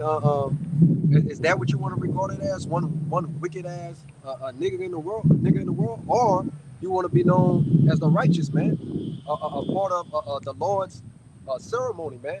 The 144,000, and not even that, just being a part of the elect is beautiful, man. You know, we just want a seat at the Lord's table in the kingdom. You know, David said, was it David that said, Be a doorkeeper. I'd rather be a doorkeeper in the kingdom of heaven to have a reputation of a wicked ass nigga, man. You know, we just want to make it, man. Right. We just want to get saved, brother. I don't care about no rank. I don't care about none of that, brother. I just want to make it out. That's all, brother. I could see Jake in that day presented before the 12 gates, and an angel tell him, "You got to walk down this one." He's like, "What you mean I'm left tapped?" You know what I'm saying? He goes, "I want to be Judah. I want to be Judah or Benjamin or Levi." You know, he's like, "Man, be happy you even made it." You want to be the first elect. Right. The first elect. First round pick, the first draft pick. But again, you know, even in football, sports, or anything, you know who gets a ring? Everybody that's a part of the staff. Right. So that goes to the water boys, that goes to the trainers, that goes to the cheerleaders. You know, all of them get a ring just for the team winning. Right. So just be a part of the team. Stop what's the saying? Too many chiefs and not enough Indians. Yeah, everybody want to be a chief, man. Be cool with being an Indian, play your role, and let's win together. You know? And then they don't have the intangibles to be a chief. Right. They're not even appointed to be a chief. No qualities or nothing. Oh, I just want to be the chief though. Don't know what that's about. Don't know what the title. What comes with the title, the requirements and everything else, man. Yeah. You know, that's why it's best to just fall in where you fall in, man. Get in where you fit in, and learn your role. That's a problem with Jake, man. Jake always wants to be the guy. Yeah. You know what I'm saying? Instead of just trying to be the guy you could put anywhere. You know what I'm saying? Okay, today at camp, I'm gonna have this brother headline, and or instead of being a brother that headline, be a good reader. You know what I'm saying? Or backing up other brothers with history, articles and facts. You know what I'm saying? Play any role, man. Be the guy that can play any role. You can put him in any position, and he'll flourish. Just beat the pimp. Right. You know, instead of just wanting to be the guy. That's not what it's about, man. You know what I'm saying? Like brother say, you know, the first fruits, Yahweh Shai is the first fruit, and every man come in his own order. Okay? That's what the scriptures teach you. You know, we have elders set in place. We have teachers set in place. You know, we have the body of believers and brothers that's been given a certain portion of knowledge, wisdom, and understanding according to the Spirit, and he just plays his role. You know. Yeah. Oh, okay. But no, this is still going into the function, the diversity of brothers. You know, this is 1 Corinthians chapter 12 and 4. It says, "Now there are diversities of gifts, but the same Spirit. And there are differences of administrations, but the same Lord. And there are diversities of operations, but it is the same God which worketh all in all. Right. But the manifestation of the Spirit is given to every man to profit withal." So again, whatever gift that the Lord has for you, you know, maximize that. You know, what brother say? What's saying? A jack of all trades, but you don't want to be a jack of all trades, but a master of none. Yeah. You know, if that's your role to be able to master this, master that, and play it to the T. Play that role to the max. You know, everybody can't be the quarterback. Everybody can't be the wide receiver. Right. You know, so if you're a wide receiver, work on your hands and your route running. Make sure that's elite. If you're a lineman, work on your strength in you know your pass protection, your run protection. You know, play your role to the best ability that you can. But continuing on, verse 8, it says, "For to one is given by the Spirit the word of wisdom, Right. to another the word of knowledge by the same Spirit, to another faith by the same Spirit, to another the gifts of healing by the same Spirit." Right. So it's telling you, man, different brothers are given a different attributes. One guy was given wisdom, another knowledge, another the gift of healing. Right. What was the other trait in that? Gift of tongue. Right. It's going to come down some more. It's a lot more. What was that other one in there? Wisdom. Wisdom, knowledge, and what was there was one more. Wisdom, knowledge, tongue. I mean, not the tongue. Healing. Yeah, that was it. That's Oh, that was the. healing was the third one. You don't need 3 so 4. All right, go. So it says, to another faith by the same Spirit, to another the gifts of healing. That's what it was. Faith. Faith. So another brother, faith may exceed another brother's, right? You know what I'm saying? But that was the portion that the Lord gave to him. Okay, the Lord gave him a greater amount of faith. You know, It says, one is given by the Spirit the word of wisdom, to another the word of knowledge by the same Spirit, to another faith by the same Spirit, to another the gifts of healing by the same Spirit, to another the working of miracles, to another prophecy, to another discerning of spirits. right? So some brothers, they can do miracles, right? The Lord just gave them the Spirit to be able to do miracles, right? Like part of those miracles is healing. Some brothers are just crazy good with prophecy. You know what I'm saying? They'll go into the prophecy, chop it up and break it down and make it plain for brothers to understand, right? Continuing on, it says, discerning of spirits, read it again. It says, to another the working of miracles, to another prophecy, to another discerning of spirits, to another diverse kinds of tongues, to another the interpretation of tongues. Right. So and we have that in the truth now. Diverse kinds of tongues, man. Brothers speaking different languages. You know what I'm saying? And then there's a brother to break it down so that people can understand it.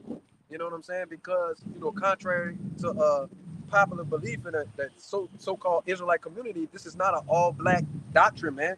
You know what I'm saying? We have so-called Latino brothers.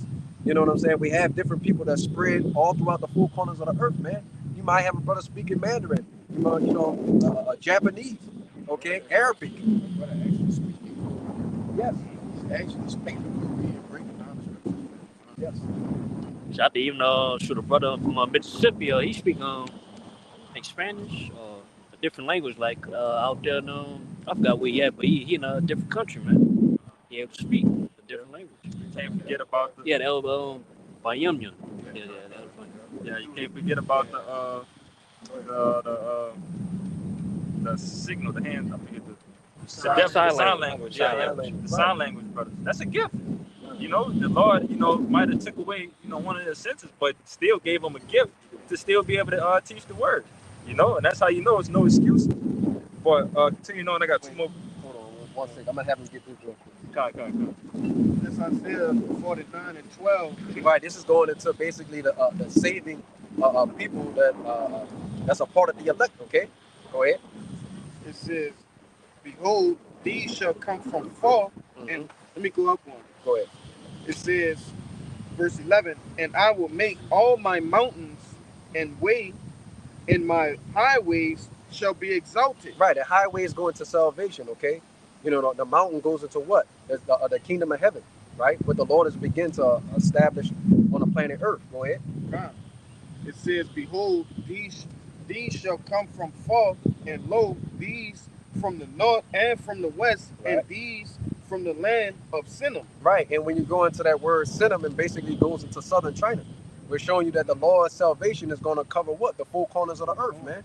So they're going to be people in those different areas that's going to do what? Speak different languages, which goes back into what this brother was talking about, that diversity of tongues, man. And a person to break down what that prophet is saying, man. Okay? He's only got two more verses. I got something real quick. Go ahead. In Psalms 19:3, it says, "There's no speech nor language where their voice is not heard." So the Lord had that set up for an intention, so that all of his people was the Israelite foreigners, right? Those that may look like they're other nations, but their lineage goes back to Israelites, all right? That's mixed in with the other heathen nations, so that they can hear the word, because they might be of the elect. You see, and those other nations that's not of the elect, so they can get their judgment. Right. The Lord have to mark them, man. Right. So just like in ancient times, right? When Paul was going amongst all the other nations, he was doing what? He was preaching a word, and a word was selling what? People that was of the elect, man. Right. Okay. You know, so in like manner, we're doing the same thing, and I believe in that same chapter, it says a line went forth throughout the earth, man. It's verse 4. Their line is going out through all the earth, right? And their words to the end of the world. Right, man. You know what I'm saying? So what is the Lord using, man? Technology, man. Okay, he's using the internet to forward the word, man. So we don't have to travel to all these different lands, you know? So, no, brother, we got to go to Kenya, you know? Then we got to go to Zimbabwe. Right. We'll talk to barbecue. Yeah, you got to, no, brother, we literally got to go there. No, man, the Lord set up the internet, YouTube. Right. It's global, man. It's for a reason. It's global. You know, this is the unicorn that was set up, man. Right. So everybody can hear the words of the Lord. Go ahead, you got it. Like you said, the unicorn, the internet, the satellites. Yep. Okay, the Lord is using all this technology. Esau is using it for wickedness, but the Lord is using it for righteousness. Okay, to forward His agenda and His will, man. To seal the elect throughout the four corners of the earth, so they could get on that highway. Okay. It says 1 Corinthians 12:11. It says, you know, just wrapping everything full circle. But all these worketh that one in the self same spirit, dividing to every man severally as he will. For as the body is one and hath many members, and all the members of that body, of that one body, being many, are one body, so also is the body. Right, man. So, you know, the Lord is like it, you know, his men, right? The prophets, right? And the different believers as a body, man. Everybody can't be the eyes. Somebody got to be the ears. Somebody got to play the tongue, the role of the tongue, right? Somebody has to be the hand. The hand eats, you know, the hand eats fingers, man. You got to have your thumbs, different, whatever they call it, phalanges and stuff like that, right? Same thing with your feet, man. Can't walk nowhere without your feet, you know? So the eyebrows, eyelid, hair, you know what I'm saying? Somebody has to be a part of every single aspect of the body. You know what I'm saying? You got the right eye saying, I don't want to be the right, I want to be the left. Why I gotta be the right? You know what I'm saying? It's ridiculous, man. Instead of just being a part of the body. You know? Right. That's why they got that saying, he dance or he move like he got two left feet. Right. Because if you got two left feet, that means you're not moving right. Right. Your body is not functioning how it's meant to be functioning. You have a left foot, you have a right. Yeah. So if you move like you got two left feet, that's just a saying that, you know, you're moving weird, you're moving wrong. Right. You know? Right. You're off key. You're never gonna be on key. Yeah. You're off tune to the beat. Yeah. You know what I'm saying? Basically, you bugging. You know, you bugging in the spirit. You know.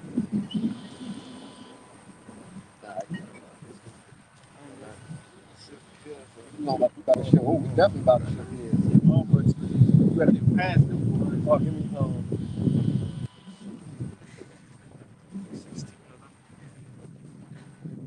It's the book Second Esdras.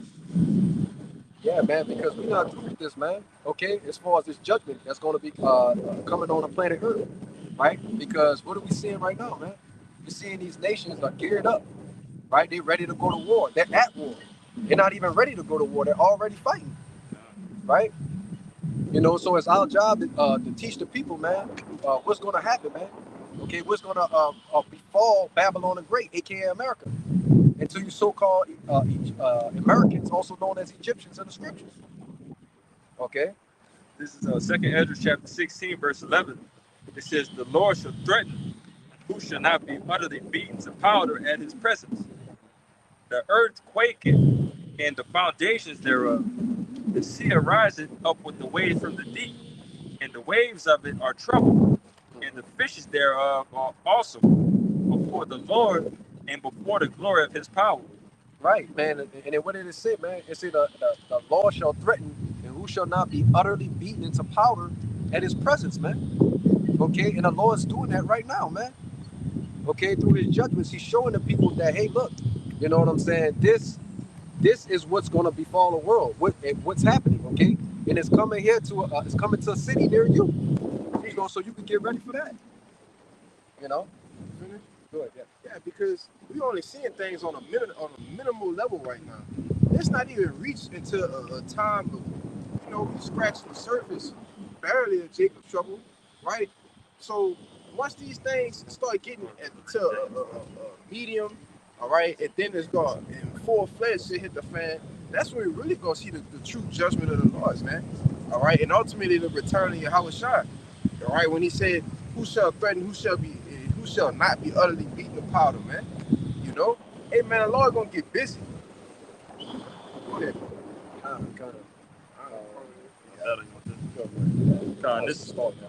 This is the book of 2nd Ezra, chapter 15, starting at the top. It says, "Behold, speak thou in the ears of my people the words of prophecy, Right. which I will put in thy mouth, saith the Lord." Right, the Lord put these words in our mouth. It's not of our own doing, okay? Right? When we were speaking the words of Yahweh Shema Shah, telling the people the truth, man. Ain't no kumbayas, ain't no, everybody just, gonna make it, okay? A lot of pain, death, destruction, right? Woes and calamities coming to the earth, man. Go ahead. Can't forget that God is good all the time. Right, that God is good. He's not. You know what I'm saying? He told me he's terrible. He said, look at what I did to the children of men. Basically the terrors I put on them, man. Go ahead. Yeah. Verse 2, it says, "And cause them to be written in paper, for they are faithful in truth." Yeah, so that's how the words got that, Jay. It wasn't magical. It wasn't a mystery. The Lord spoke the words. The prophets put it on paper, okay? Go ahead. It says, "Fear not the imaginations against thee. Let not the incredulity, I can't say it, incredulity, Salaki. Let not the incredulity of them trouble thee." Right. It's going into what? Faithless people, man. People who don't believe, man. We're not worried about those people, man. So if you're an Israelite or a believer in this truth that's worried about somebody making it, you need to stop now. You know what I'm saying? Because there's a high chance that person will not make it. And it's for the betterment of you. Go ahead. It says, "Let not the incredulity of them trouble thee that speak against thee, for all of the unfaithful shall die in their unfaithfulness. Behold, saith the Lord, I will bring plagues upon the world, the sword, famine, death, and destruction."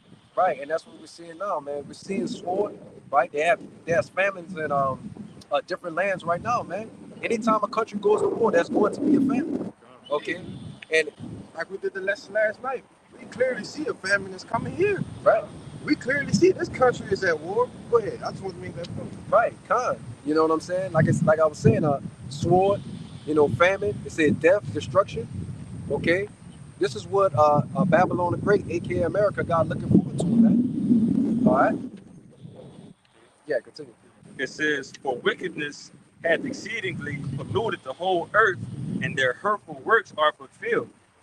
Therefore saith the Lord, I will hold my tongue no more as touching their wickedness." Right. So the Lord got something to say, man, and He's saying it right now through the prophets, man. That as in a result of the things you're doing, these are the things that's going to happen. And the Lord's not, and it's going to be quick too, man. The Lord's not concerned with this, man. The scriptures tell you that He's going to make the days short for the elect's sake. And when we look at the last 3 or 4 years, time has been flying by. Every day, time's been flying by, man. It says, "I will hold my tongue no more as touching their wickedness, which they profanely commit. Neither will I suffer them in those things in which they wickedly exercise themselves. Right. Behold, the innocent and righteous blood crieth unto me, and the souls of the just complain continually." Right, because like we said, they're going to be persecution of the prophets. You know what I'm saying? Persecution of people within the body, man. right? When those spirits return to the Lord, guess what they're gonna do? They're gonna complain to the Lord, man. Say, hey, man, look, Lord, I was doing the work, I was doing the will. These people unjustly killed me, man. So when are we gonna be revenged, right? When are we gonna take that vengeance, right? If I can say real quick, because just as we talking about that video, the brother, the persecuted the brother, stabbed the brother. We was just watching before we did the lesson last night. Elder Manata Zakba in what it is, South Carolina. Yeah, that was live feed was going on, and you could see how this brother was just saying, hey, people are starting to rev up. Okay, those spirits that persecuted the prophets are here on this earth, right? And the Lord is turning them on, man. So it's, hey, we gonna have to be put up. Right. And once we get put up, it's all over, man. Right. Like the elder like to say, it's gonna be hell to tell the captain, man. Right. Got it. Right. And that goes into what, man? Those verses goes close, man. You know what I'm saying? Famine of the word, you know what I'm saying? The Lord gonna, turn on the faucet, it's gonna pour nothing but blood, man. Yeah, go ahead with your precept. It's Sirach chapter 40:9. It says death, bloodshed, strife, and sword, calamities, famine, tribulation, and a scourge. These things are created for the wicked, and for their sakes came the flood. Mm-hmm. Right. So, man. Hey, look, those same things that was created for the wicked for the flood, it's the same things now, because Esau's coming like a flood, right? And when he comes and take these people captive, right? You know what I'm saying? That's already dealing with famine, right? Gonna be put down by the sword, okay? Going to those sea camps. You know what I'm saying? The Lord's gonna have a hell of a way to put you out your misery, man. And the Lord, really, what the Lord's gonna do is He's gonna bring unaliving to perfection, man. Right? You know what I'm saying? He's gonna bring those different believers, those unrepentant people, to their terrors. Okay? Go ahead. Just saw the book of Jeremiah. That was it? Yeah, go ahead. Book of Jeremiah 15:1. It reads, Then said the Lord unto me, though Moses and Samuel stood before me, yet my mind could not be toward this people. That's my favorite. Mm-hmm. Cast them out of my sight and let them go forth. And we represent Moses and Samuel, man, the prophets. All right, we were telling them, hey, turn back unto the Lord. Okay? Hey, you shouldn't do this. You shouldn't eat that. You should come back to the Lord. But what did they say?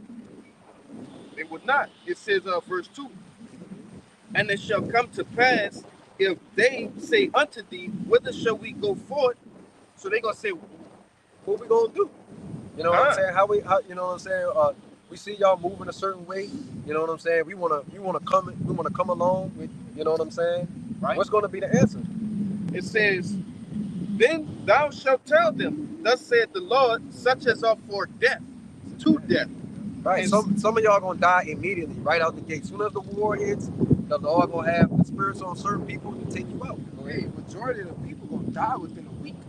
Yes. When these race wars, people don't know how to survive that shit. You actually gonna have wars here in neighborhoods, in different parishes. Man, people ain't gonna know what to do. Within the first week, I'd say 75% of the population gonna be gone, man. Right. Especially proxy wars in other countries, proxy wars in your cities, in your wards, in your neighborhoods. Yeah, man. Because what do we see? In certain different cities, we see little skirmishes with so-called, black people, so-called white people. But when those skirmishes hit a place like this, it's gonna be all out hell to pay, war. It's gonna be crazy. Because in most of those other countries, they don't have the right to bear arms like we do here. Man, you talk about everybody's bearing arms, right? Mm-hmm. So when those arms start to collide, somebody got to die, brother. Right. Somebody got to die, huh? Nobody ain't just gonna be having hour-long shootouts, brother. Somebody gonna die, and somebody else gonna die, and somebody else gonna die, brother. That's just to call it what it is. Right. Go ahead. And then the Lord stoking the fire by putting, he got these so-called, I wouldn't even say leaders, but you got niggas like George Floyd getting killed on what? on the social media, getting people prepared to say, all right, I'm here over with the black people. Right. Oh, Black Lives Matter. He's putting the variance between the people already. Well, you saw that with early this week. You had that dude who killed the cop, killed his son. And Yeah, he killed the cop, right? he ran him over. And what Jake was doing, he had his chin up and his chest out, man, And looking straight in the eyes. looking every one of them Edomites in their goddamn eyes, man. You see, and that's what you people are afraid of, man. Right. When Judah starts to become a terror in the streets, man. When the Lord actually put the spirit on Judah to actually run rampant through these streets. Rise up. All right, Rise up. like where we at right now. You go a block or two this way, all right, which is called Lakeview. Hey man, Jake gonna run around through there, man. The times of Jacob's trouble, man. Shit, Right. Right it's here. the marina. Yeah. Jake don't. No, Jake- Jake, sorry. Jake ain't gonna never come to the marina Yeah, for before no what? To reason. go to that little part Yeah. and go look at the They got, water. They got people that live right there, man. Yeah. Little ports, all right. That's It's nothing but hundreds of thousands of dollars that people pour into these boats. Right. All right, have yacht parties and shit around here, man. You see, Judah gonna be a terror to these That's goddamn right, people, brother. man. That's And we can't wait to see it. Right, because that same spirit that he has toward his brother is going to be twice as worse when there's no way, you know what I'm saying, no way out for him. You know what I'm saying? Because he don't put his trust in Esau. Yeah. You know what I'm saying? In the system. When a system completely fails, that's it. It ain't gonna be nothing else to trust in. Just like with Rodney King. You know, brother, speak about it. You had the Bloods and the Crips tying their flag together just to come to one to come against who? This goddamn devil, man. When Jake gonna be like, when I'm done robbing all these niggas, I'm gonna go get the people that actually have stuff. Yes. You know what I'm saying? And I'm gonna get it by any means necessary. You know? Yeah, I got a little bit more on that. Yeah. It says, read the last verse one more time. It says, Jeremiah 15:2, the latter end of the verse, it says, thus saith the Lord, such as are for death to death, and such as are for the sword to the sword, and such as are for the famine to the famine, and such as are for the captivity to the captivity. And I will appoint over them 4 kinds, saith the Lord, the sword to slay, the dogs to tear, and the fowls of the heaven, and the beasts of the earth to devour and to destroy. Right. What's going into what, man? There's gonna be a lot of death, a lot of bloodshed in the streets, man. Okay. It says death, sword, famine. Okay, and it said captivity. Some of them going to them sea camps. And that's gonna be their last stop shop. You know what I'm saying? You either get down with the program or lay down. You know? That's gonna be the last place for a lot of Jakes. Gotcha. You want to say something? Oh, you asked something about it? Yeah, I got one. Go ahead. This second Esdras 9 and 15. It says, I have said before, and now do speak, and will speak it also hereafter, that there be many more of them which perish than of them which shall be saved, like as a wave is greater than a drop. Right. You know, think about that, man. The Lord's comparing a drop of water compared to a wave, man. You know, so that's a lot of more death, a lot of more destruction, a lot of more evils to be done here on planet Earth, man, than to be saved, man.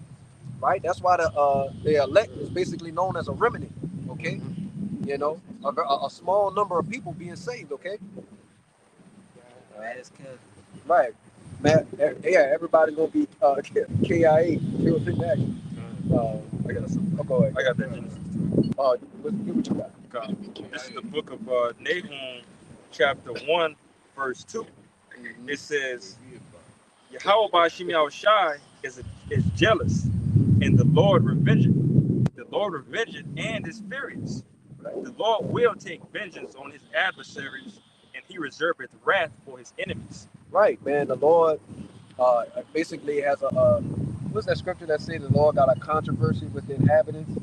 But I think it's Hosea, but yeah, man, the Lord got Controversy is Zion.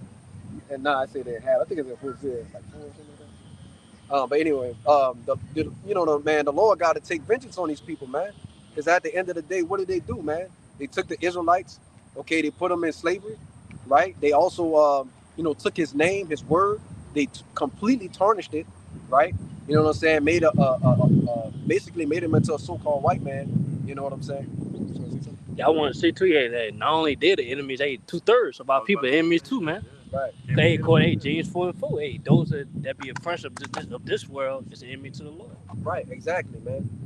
And what does that friendship entail, man? A covenant, man, a pact, an agreement, right? That you made with Esau, Edom, right? You made that bid, right? Now you got to lie in it, right?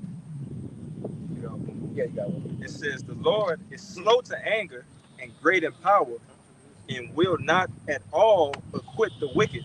Right. You know what I'm saying? So the Lord's not gonna let you go, man. Right? Okay. He's gonna come through with that judgment. All right. Because that's all they are. They're fugitives from judgment. You know what I'm saying? They're always saying that, well, it wasn't us and all of us in this kind of. We don't want to hear that, man. It was you. You keep telling him it was you. It's like it's crazy.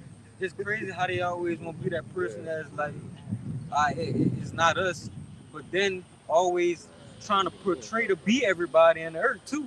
Right. They try to steal everybody's identity, and at the same time say anything that happened, it wasn't them. Yeah. Like, come on, bro. That don't make sense, bro. They whitewash everything, but when it comes to, all right, if you whitewash this, that means that you gotta receive this judgment. Oh yeah, no, we didn't do that one right there. Right. When you tell the truth on the ways of how Esau Edom is hatred. Yeah. You know what I'm saying? And that's what he does. That's his program. That's how he gets down, man. You know what I'm saying? Because Esau Edom is known for doing what? He'll try to tell a partiality of the truth, but give you 1,001 lies. You know what I'm saying? And people fall for it over and over again. It's madness. Hey, that's his story. His story is full of hatred. Right. Since the beginning, he said, "I will slay my brother Jacob."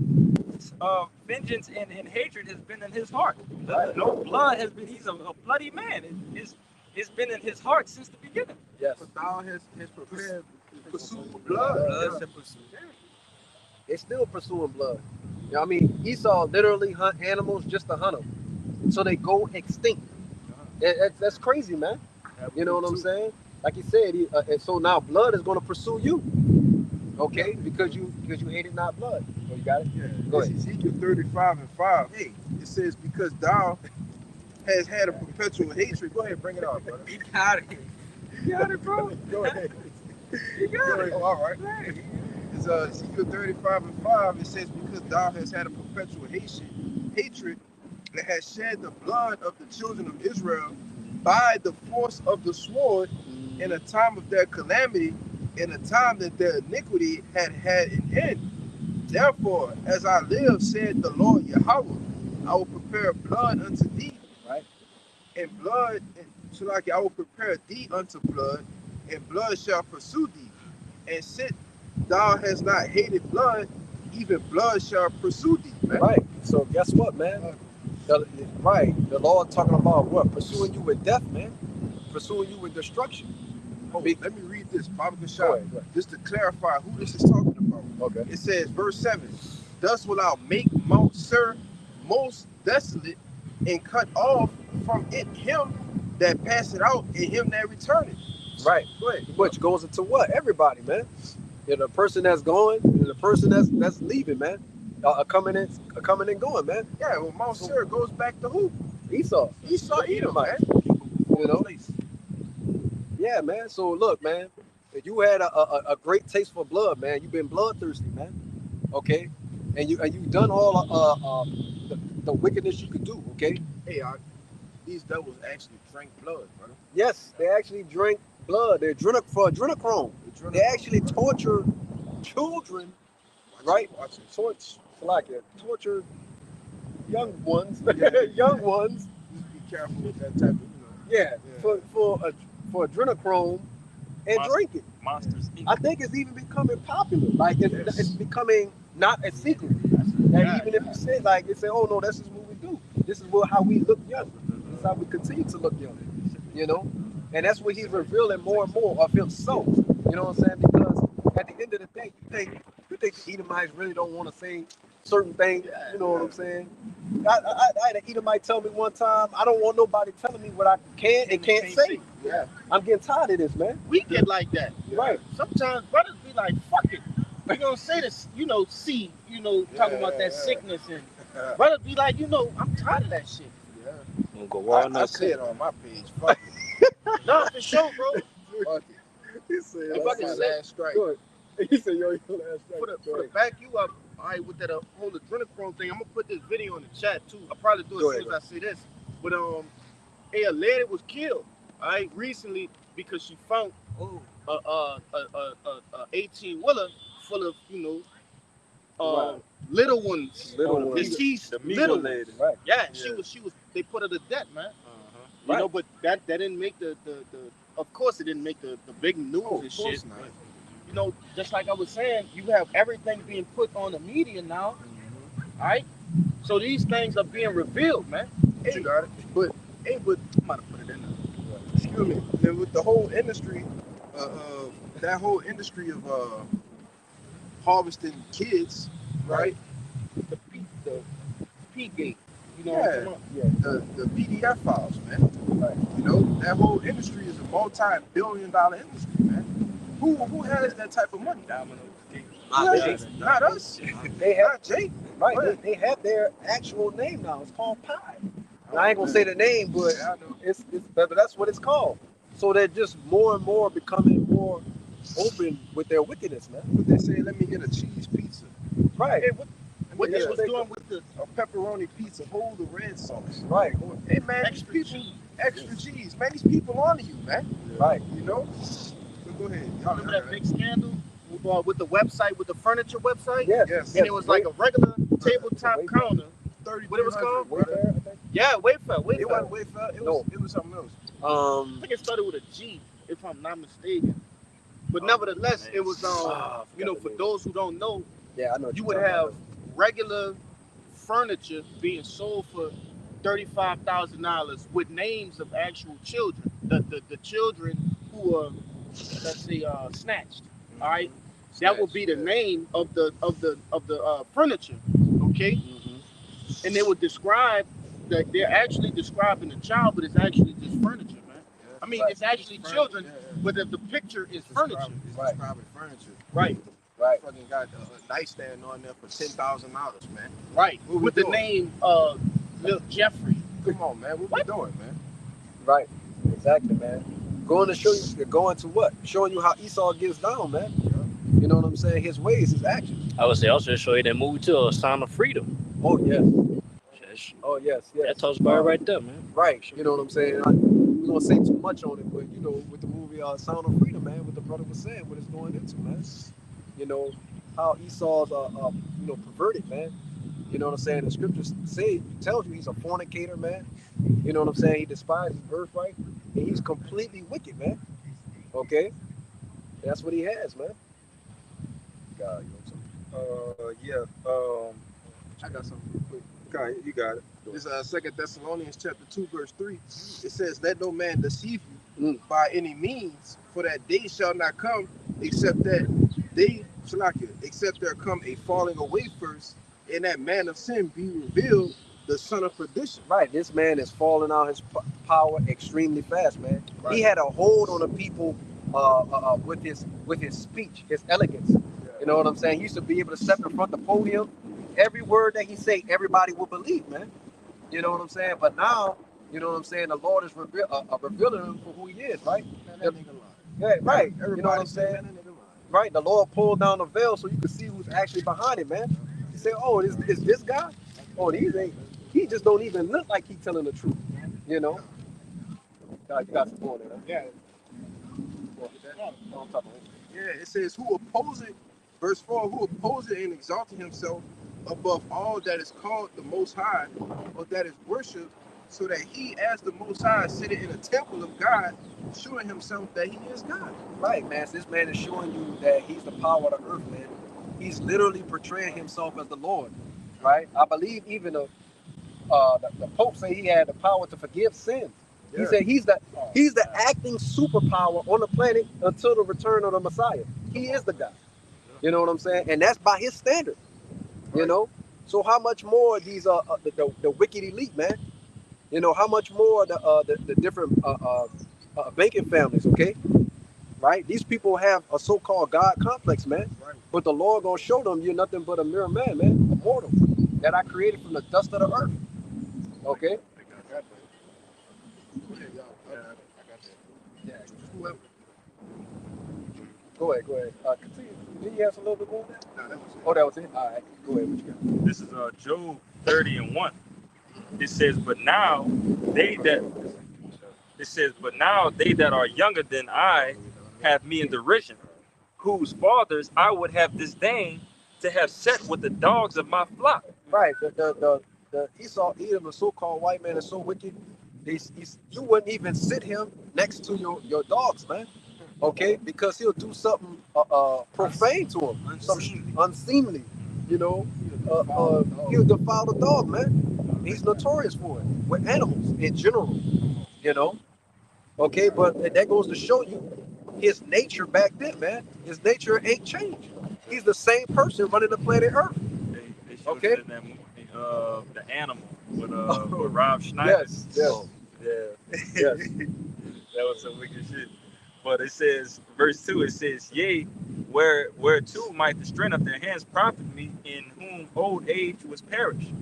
For want and famine they were solitary, fleeing into the wilderness, in former time desolate and waste, Right. who cut up mallows by the bushes Right. and juniper roots for their meat. They were driven forth from among men. Right. That's the point. They cried after them as after a thief, to dwell in the cliffs of the valleys, in caves of the earth, and in the rock. Right. So who was these people, man? Like we say, these are so-called context clues, man. Because before Esau didn't even want to be known as the caveman. He tried to hide it at first. But then when he came out and saw all the stuff that the caveman did, he was like, well, that's us. You know what I'm saying? So we're going to take that on, just like he's taking the Israelites, he's taking on the Arabs, he's taking on everybody, man. He's portraying himself as everybody. But really, he's just a fugitive and a vagabond, like what the scriptures say. God, back you up with the caveman. I forget who the Jake was that was talking about it. You know, at once upon a time, it used to be an insult. He called Neanderthal. Neanderthal, right? Yeah, but you know now, you know that the way that they shaped it Right. is the Flintstones and you know all of these. It's so easy. A caveman They could do it. Right. You know all of these things that just kind of glorify it. But we know that they were those Neanderthals. You know Right. that Neanderthal blood is nowhere in us. You know? Right. It tells you what? In the cliffs of the rocks, it say they was driven forth from among men. Yep. That's them. That's them. They're the guys. It's- Okay. It says, I'm gonna read it in NLT what it said in verse 7. Verse 7. It says, they sound like animals howling among the bushes huddled together beneath the nettles. Right. That brain. You know what I'm saying? That crazy ass call to the moon type spirit. God. You know what I'm saying? That huffing and puffing, making sounds for language. Yeah. You know what I'm saying? Right. Yeah, right. Yeah, go ahead. But this is the KJV. This is the last verse 8. It says, they were children of fools, children of base men. They were viler than the earth. Right, man. It says they were children of fools, man. Right? Fools going back into what? Just stupid men, man. Okay. And it said, what else did it say on that? It says they are viler than the earth. It's like Before that. they're children of base men. Yeah, they're children of base men, man. They're the base man on a planet, man. The Lord has taken the base man, and put him over the sons of God, man. Which goes back into what? Him showing his power, man. The things that he's capable of doing is truly unimaginable, man. He not only took Esau from the lowest of the low, but he gave him great technology, man. The scriptures say, let favor be shown to the wicked, but yet he would not learn righteousness. Okay?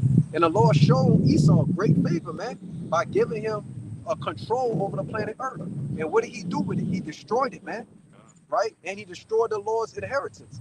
You know, going back into the Israelites. Okay? So what is he gonna have, man? Death and destruction. That's why we say DTA.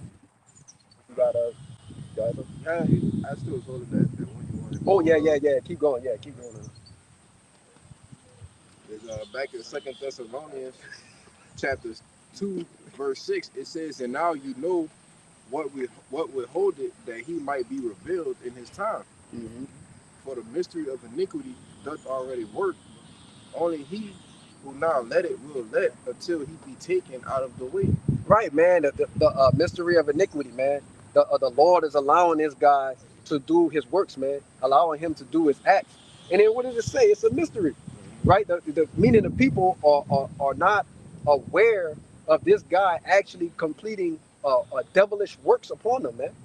You know what I'm saying? That's why Babylon is called mystery.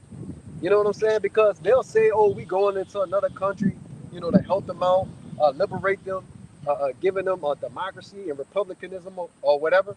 You know what I'm saying? But the whole time they're going there to kill, to murder, right? To steal the resources from out the land. You know what I'm saying? And to subjugate the people to their way, right? Because ultimately it was just a total mystery of who the devil of the Bible is, man. Right? Nobody know who's the devil. It's you, the man who's ruling the earth, man. Like the brother said, the one who's going here. Oh, we gonna pillage out this land. We gonna start a war here. It's you. You are the mystery of iniquity, man. And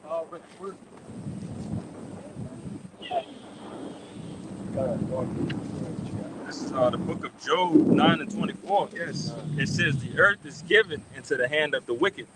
He covered the faces of the judges thereof. If Right. not where and who is he? Right, exactly. You know what I'm saying? What did it say? It says the earth is given to the hand of the wicked. That's Esau. It says he covered the faces of the judges thereof. Right? And who's the judges he covered, man? Right? He covered the face of Yahweh. He made it basically a so-called white man. You know what I'm saying? And even the angels. He took all the angels and made them white too. He opposed himself as the people of God. You know, he said even the Most High. He took the Most High on the throne and made him look like God Bono or whatever the guy name is. You know, everybody naked. It's just Right. dancing on the clouds. right? The angels touching angels' fingers. You know, for Everybody for just pleasure. doing this. right. Everybody, yes. Come on, man. You know, Even us, brother, because we judges too. That's right. right, Even us. right. He basically he took the hit. I would say that, man, brother, give First Maccabees 3. No, you already on it, bro. Con. So yeah, man. It also said that if not, then wherein who is he? Okay, because we don't see the other nations doing these things throughout the planet, man. Yeah, they have a God that looks like them, but they didn't take the Right. God of the Bible Right. and make it into them. Right. You know, okay. So like we're saying, these are context clues, right? To be the revealing of the wicked, man. Okay, so people can understand who he is. They get it through their mental to understand who this guy is. Okay. If I can see, exactly what this brother is speaking about is done through a device called iconoclast. Right. Okay, Absolutely. and this will perfectly describe it. This First Maccabees chapter 3 and verse 48, and it reads, "And laid open the book of the law, wherein the heathen had sought to paint the likeness of their images." Right. So we know that what, man, these different artists, went throughout was it Michelangelo? You know what I'm saying? Different artists like that went throughout the planet Earth. Okay, man. And then what did they do, man? They painted over the children of Israel, man. Okay, to make it look like them, so they could perceive themselves to be the people of the Lord, man. So when everybody's coming out of when the so-called Israelites are coming out of slavery, right? You know what I'm saying? This is your God. This is who you worship, and they gave you a false doctrine too, so you can follow, right? You think when he took the chains off you, that he freed you and liberate you, that he was gonna give you your God back, your language back, your nationality and your heritage? No, he gave you nothing but lies, right? That's why it says in that same chapter in 2 Thessalonians, it says with all deceivableness. So this man came at the Israelites and really the whole planet in every single angle, in every single way possible to deceive the people. You know? The devil is serpent, man. Right. The deceiver, man. That's right. But I got a few something. Go ahead. This Psalms 50 and 16, because you said it was something you said about how the wicked paint want to be. Are they all like the Most High, or they want to be as the people of the Most High? You know. But this is what the Lord had to say about it, right? This is Psalm of David. The 50th chapter, verse 16, it says, "But unto the wicked, the Most High said, What hast thou to do to declare my statutes, or that thou shouldest take my covenant in my mouth?" Seeing, there's a question mark, man. So the Lord is asking, well, unto the wicked, the wicked, all right, because you Edomites are the wicked of the Bible, man. Right. All right. It says, "What hast thou do to declare my statutes?" Right? You want to paint the images, all right? You want to cover the faces of the judges, but you have done nothing to declare the statutes of the Lord, man. All you, like the brother said, all you taught was lies, deception, rape, rob, and murder, man. Right. You want to say something? No. God. It says, "But that thou shouldest take my covenant in thy mouth." You want to be the people, right? It's a question mark. But it says, verse 17, it says, "Seeing thou hatest instruction, and casted my words behind thee, and when thou sawest a thief, then thou contendest with him, and hast been a partaker with adulterers. Thou givest thy mouth to evil, and thy tongue frameth deceit." Thy tongue frameth deceit, man. You know? It says, verse 20, "Thou sittest and speakest against thy brother," which your brother was from the beginning was Jacob, man. All right? And you still do the same shit to this day, man. Speak against thy brother. Hey, man, your hatred is so great for the Israelites that you can't even fathom to look at them, man. Right. You know? It says, "Thou slanderest thine own mother's son. These things hast thou done, and I kept silent. Thou thoughtest that I was altogether such in one as thyself." So you actually thought that the Lord was with you when you was doing all this wickedness, man. Right. All right? All this deceiving, okay? All this killing. Not killing, but murdering, man. Right. You know? Raping, pillaging people, man. You thought the Lord was with you, man. You want to say something? Because, hey, in the times of slavery, right, the 1800s, early, it's like late 1800s, middle 1800s, hey, they did what? They justified the acts that they were doing with the scriptures. Yeah. They would show you right here, God said, Right. you know, and whap Jake on the back. On the fucking You head, feel me? man. Right. And like, that's what that's going into. They thought the Lord was with them Yeah. as they were committing these acts, hanging men on trees, and you know, but he wasn't, man. You was in a trick bag the whole The time. whole time, man. One of the tricks also to add to you too, they didn't consider us people. Right. So Three-fifths of a Three-fifths man. of how the fuck you 3/5 of a person? Come Right. on, man. So in that That's case, crazy. it was justified through the scriptures Right. for this to happen because technically we're not people, so we could do this to you. Right. They did that before they was really making the laws and the Constitution during the time of Spain. You know what I'm saying? I believe they had something called the Spanish Inquisition. And so before we're gonna pass this law as Jake being 3/5 of a human.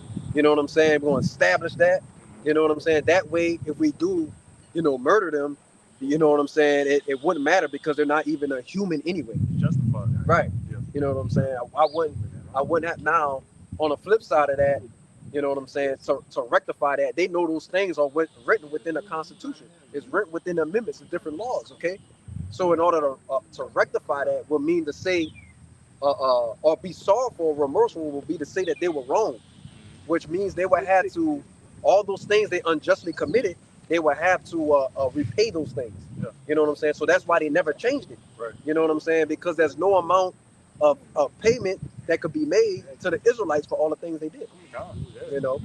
Tried to say the 40 acres and a mule, but that didn't happen, And then the reason why that didn't happen because it was in 1862 they had basically that homeowner act, homestead act or whatnot. You know what I'm saying? But the slaves weren't really freed until 1865. Yeah. But during that time period, they gave all those slave owners land and stuff like that, and said, "Okay, y'all, you guys get all this kind of stuff and all that kind." So really, the things that were given to the slave owner was the things that were supposed to be given to the slaves. You know what I'm saying? So there's no way they could repay it because they already gave it away. Yeah. You know. So. You got a couple of Oh, okay. Jeremiah and I got Second Esdras 3 and I got I think it's more. 30. We got a little more. Yeah. Okay, go ahead. Yeah, it says, I start at the top, Psalms 50 and 21. These things hast thou done, and I kept silence. And that brother just went into a slew of information on the things that these devils was doing. And the Lord kept silence about it. It says, thou thoughtest that I was altogether such an one as thyself, but I will reprove thee and set them in order before thine eyes. Right. Exactly, man. And that's what the Lord is doing now, man. Great and terrible fear falling on the people. Why, man? You know what I'm saying? Because we returning to our power, man. You know what I'm saying? You know, so fear is falling upon the heathen, man. Seeing us in order, man. You know, seeing us in love and unison. You know, giving charity toward our brother. These are the things they fear. Okay. 34. It's the second Ezra chapter 3 and 34. It says, weigh thou therefore our wickedness now in the balance, and there's also that dwell in the world. Right. So he's giving you what? He's giving you a context of two people, you know what I'm saying, actions that are being weighed, okay? You know, the righteous and basically the heathen, right? The wicked. Go ahead. It says, I'm reading again, weigh thou therefore our wickedness now in the balance, and there's also that dwell in the world, and so shall thy name nowhere be found but in Israel. Right, because the Lord only gave the law, statutes, and commandments. He's given everything to Israel. It tells you that in Romans, the 9th chapter. You know? Okay, go ahead. Verse 35, it says, or when it that they, and that's crazy. When was it? When was it that they which dwell upon the earth have not sinned in thy sight? Right. Or what people have so kept thy commandments? Right. What nation besides the nation of Israel really kept the law, statutes, and commandments? Right? Because you really didn't give it to anyone else. It tells you that. You know what I'm saying? It's going to tell you. Declare thy statutes. That's why. Yep. Con. That's exactly. Go ahead. Verse 36. Thou shalt find that Israel by name hath kept thy precepts, but not the heathen. Right. Exactly, man. So the Israelites are the one that kept the name of the Lord, man. The righteousness, the works, the acts, okay, that declares the name of the Lord throughout all the planet Earth. But the heathen ain't do so, right? Okay. So you know, basically, long story short, the Lord's not dealing with them, man. It tells you that, man, in Isaiah the 40th chapter, the 15th verse, 2nd Ezra the 6th chapter, in the 54th verse on down. Okay, you know, the heathen are basically nothing to the Lord. Yeah, like I say, because it tell you in Isaiah 26, I believe it's 10, that favor be shown to the wicked. Right. He will not learn righteousness. Right. So he just can't get it, brother. Like, he just done. Go ahead. Right.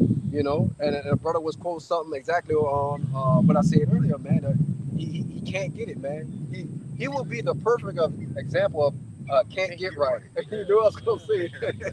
You know what I'm saying? He would be that perfect example, man. Because he wasn't made right. Right. He wasn't right. Exactly. His actual anatomy was to be made to be wicked, man. Contrary to all the Lord's righteous ways. Okay. You know. Got one. Go ahead. Ecclesiastes 1:15. That which is crooked cannot be made straight, and that which is wanting cannot be numbered. First part. Right, exactly, man. That which is crooked. Esau was made to be wicked, man. You know, there's no amount of things that he could do to make himself even seem to be righteous in the eyes of the Lord, man.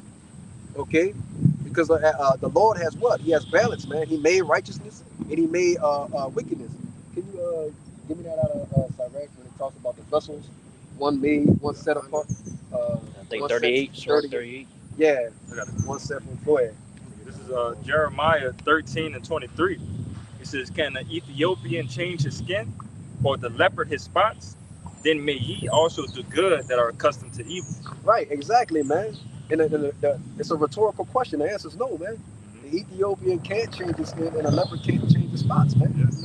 You know, so if Esau is accustomed to doing wicked, right, committing unrighteous acts, right, and he's born that way, right, okay, in his spirit, then that's what he's gonna do. Okay. Exactly the way the Lord had him programmed. Yep. Okay. I think it's 33 and That's what I got. Yeah, the leopard can't change who Yeah. he is. He can't take his spots off. I think it's All he could do is just be a leopard. That's what he is. Oh, Esau, yeah, he go start like that. Hold on. Start verse 11. Come. This the book of Sirach, chapter 33, 10.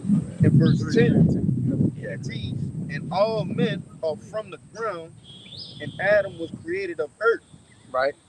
In much knowledge, the Lord hath divided them and made their ways diverse. Some of them hath he blessed and exalted, and Right. some of them hath he sanctified and set near himself. But some of them hath he cursed and brought low, and turned out of their places. Right. So the Lord took the Israelites to say, okay, I'm gonna bless these people. This is gonna be that pot that's gonna have all kinds of designs. You know, it's gonna say it's gonna be diamond encrusted or all decked out and stuff like that. This is what I like. I'm gonna take this vase, I'm gonna set it to the side. Now I'm gonna take another vase, right? And it's gonna be plain, it ain't gonna have nothing on it. I'm just gonna use it for dirt and maybe hold water or something in it. You know what I'm saying? That's what he's liking unto the Israelites in comparison to the other nations. Okay. They got a little Yeah. a little bit more. Verse 13, and it reads, as the clay is in the potter's hand to fashion it at his pleasure, so man is in the hand of him that made him, to render to them as liketh him best. Right? Going to show you that the Lord's in control. Go ahead. Good is set against evil, and life against death. So is the godly against the sinner, and the sinner against the godly. Right. So what? You know what I'm saying? We're always going to have this role until the kingdom of heaven comes. Is the role of a protagonist and an antagonist. Right? You got a so-called good guy. You know what I'm saying? And a so-called bad guy. Those roles are not going to come together and they just become one and everything's going to. No. You know what I'm saying? They're always going to be that way. Okay? Because they're programmed to be that way. All right. It says, so look upon all the works of the Most High, and there are two and two, one against the other. Right. So, you know, just like what the brother just said, man, there's always, that, you know, just like we go into the world, we got positive and negative.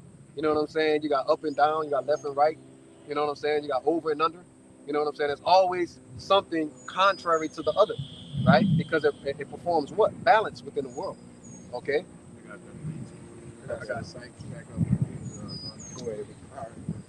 It's Romans chapter 9, verse 21. Mm-hmm. It says, had not the potter power over the clay of the same lump to make one vessel unto dishonor, so like one vessel unto honor and another unto dishonor. Right. What if God, willing to shew his wrath and to make his power known, endured with much long suffering the vessels of wrath fitted to destruction? Right. That was it on They got more. Okay, go ahead. It says, and that if you want to break that down, break it down. No, go ahead. It says, and that he might make known the riches of his glory on the vessels of mercy, Right. which he had afore prepared unto glory. Right, exactly, man. So the vessels of glory, right, that has the riches, right, are the Israelites, the so-called Black, Hispanic, Native American, Seminole, Indian man, woman, and child. And to the Gentiles, the Israelite foreigners scattered throughout the four corners of the earth, okay? And the vessels fitted unto wrath are basically the other nations. In specific, Esau, Edom, the so-called white man, okay? And there was something mentioned in that first verse I wanted to say real quick.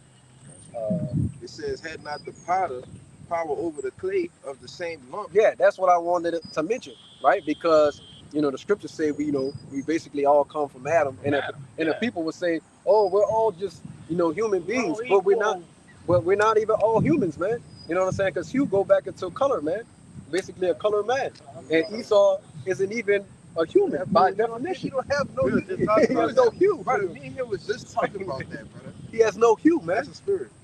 So guess what, man? We're not all the same, and we're not all alike, right? We're very diverse from each other, I had something back up. Because you made the a point about they try to say we all come from Adam. Right. This second Ezra 6:54, it says, and after these Adam also, whom thou madest Lord of all thy creatures, of him come we all. So look, everybody that's listening to this, everybody comes from Adam. All right, go ahead. And the chosen people, and the people also whom thou hast chosen. Right. The Lord tells you in I believe it's Deuteronomy 32. He tells you that basically he took the Israelites and he divided the portions, man, of the sons of God. Okay. All right. Go ahead. It says, verse 55, All this have I spoken before thee, O Lord, because thou madest the world for our sakes. So the world was made for the Israelites' sakes. So if the world was made for the Israelites' sakes, so will also be the kingdom of heaven. Go ahead. Verse 56. As for the other people, Right? which The also heathens, come of Adam, the heathens, the so-called Gentiles, the other nations, people who are non-Israelites. Go ahead. thou hast said that they are nothing, They are nothing to the Lord. But what? but be like unto spittle, That's spit, actual spit. Go ahead. and has likened the abundance of them unto a drop that falleth from a vessel. Right. So it's like a drop of water that falls from a bucket. You're not going to be worried about that. You got a little bit more on that. Yeah, keep going. If I could say real quick, just to back up what you were saying, that the earth is being is made for the Israelites. Hey, when you go into Romans, the 8th chapter, around the 16th verse, it tell you what? Hey, that the whole creation waited for the manifestation of the sons of God. Exactly. So that means everything, like the creation, period. All right, whatever, everything that the Lord has created, manifestation of the sons of God. You got it. Go ahead. Verse 57. And now, O Lord, behold, these heathen, which have ever been reputed as nothing, Right. They always had the reputation of being nothing to the Lord. That's what it means to be reputed. Go ahead. have begun to be lords over us and to devour us. Right. They began to what? Bring us into captivity, bring us low. Us as the Israelites fallen. Right. We became slaves underneath them, man. So Ezra is saying, if we have an inheritance with the Lord, and the world was literally created for us, this includes the people and everything in it, then why we don't have an inheritance? Why we don't have a portion within the earth? You know what I'm saying? That belongs to us.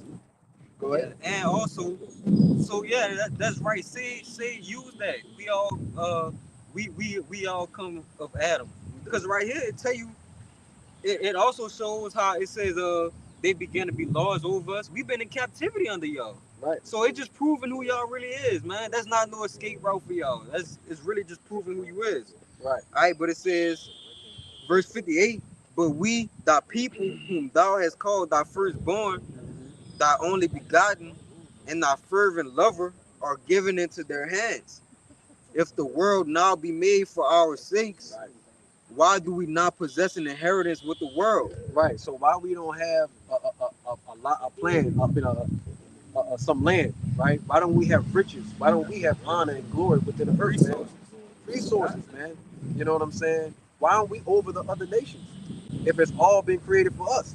Andrew's just trying to put it all together to make it make sense, right? He said, "Got something good." This is Sirach chapter 42, and I'm gonna just start at 22. Mm-hmm. It says, "Oh, how desirable are all his works, and that a man may see even to a spark. All these things live and remain forever for all uses, and they are all obedient. All things," this is the point, "all things are double, one against another, and he had made nothing imperfect. One thing established the good or another, and who shall be filled with beholding his glory." Now I'm gonna read it in the GNT. It says, Sirach 42 and 22, "All his works are beautiful down to the smallest and faintest spark of light. All these things go on forever, and all of them have their purpose. All things are in pairs," is what you mentioned earlier. All these things are, it's like all things are in pairs, each the opposite of other, but nothing the Lord made is incomplete. Right. Okay. Furthermore, backing up the point with Esau Edom, that wicked, it has to be the wicked. It has to be good on the other side of that. All right, and that's how the Lord made everything in pairs, like you were saying. It has the positive and the negative, the up and the down. The balance. That's just pretty much what the scripture is going into. It's the balance that the Lord has made in the perfection that He did it with. In last verse, it says, "Everything completes the goodness of something else." All right, we needed to see Esau Edom to set the bar of that's the lowest of the lowest. And when we reach the kingdom and we have the law, statutes, commandments in our inward parts, Hebrews chapter 8, that's going to be the distinction. It's going to set the bar. Right. So like the brother was saying, the sons of God needed to see and know what it's like to be wicked, man. You know what I'm saying? They needed to understand. We've been given an understanding by actually living the life of what it's like to be wicked. You know what I'm saying? So we can know how to be perfect, righteous judges, you know, when we do take the kingdom. You know, what you gonna It's say? like, I mean, No, go ahead. I was about to say, because experience is a whole nother level of understanding. Right. So, yeah, we need that. Right, exactly. I got some. Go ahead. Nah, just bagging up what you brothers were saying. This one of my favorite chapters. It's the book of St. Luke, chapter 16. And real quick, this the parable of the rich man and Lazarus. And I don't want to read the whole thing. I just want to grab just 2 verses. Verse 25, and it reads. Let me see. I'm gonna go to 24. It says, and he cried and said, Father Abraham, have mercy upon me. And that's the rich man. All right. It says, and send Lazarus, which represent us, okay, the Israelites, that he may dip the tip of his finger in water and cool my tongue, for I am tormented in this flame. And it's talking about in the kingdom, in the times to come, when this devil is subject unto slavery, man. Right, because what Esau's going to want, mercy. Yes. That's what he's going to want. He's gonna say, well, all right, well, the Lord gave y'all all the power. We sorry for what we did. Can y'all please have some mercy on us? The answer is no. Fuck no. Now, and this is what Abraham gonna say. This is what we saying now. It says, but Abraham said, son, remember that thou in thy lifetime receivest good things, and likewise Lazarus evil things. But now he is comforted, and thou art tormented. And this is what Abraham said. And this is all in red letters. 26, it says, and besides all this, between us and you, there is a great gulf fixed, so that they which would pass from hence to you cannot, neither can they pass unto us that will come from hence. Now, if I could say that, pretty much going into, there's a gulf fixed between, first and foremost, the wicked and the righteous, and then what? Right, the heathen and the Israelites. You see, no, you can't come over here. You can't be grafted in if you don't come from the stock of Israel. All right, there's no amount of mercy. Just like we was going into that. What's that lady name? That you brought out with that account. Rahab. Yeah, though she did a beautiful thing, you can't be grafted in. That's just what it is. All right, there's a gulf fix. There's a gulf fix is going into a separation. Right? It's a great separation. And a mercy that was shown to her was that she just didn't die right then and there. Yep. It didn't kill her immediately in her family because everybody else was toast. There was roast. That was the mercy that the Lord gave to her. Man. He put it that the whole city was completely wiped out, man. You know what I'm saying? But like the brother was saying, that great gulf fix, man, which goes into that the vision of the holy and the profane, man. That's right. Okay. Yeah, basically everything will be back in order, man. Right. You know what I'm saying? Because we will set the rule, and then they'll set the age, man, be the low. Exactly. You know, so everything will be back in order. Yeah. Earth could be fixed, man. God. Any brothers had anything else? You good? All right. Well, you know, but that being said, Lord willing, this was edifying first and foremost to the hopeful elect. But prior to getting out of here, we want to give all infinite honor and glory to Yahweh Ba'ashem Yahushua Ba'ashem Chakodash. double honors to the elders and apostles at Great Millstone who rule and teach well. Peace, blessings, and salutations be to the hopeful elect scattered throughout the four corners of the earth. Ababa Ball. Ababa Ball. Ababa Ball. Ababa Ball. Ababa Ball. Ababa Ball. Kwam Yashala. Kwam Yashala. Shalom. Shalom.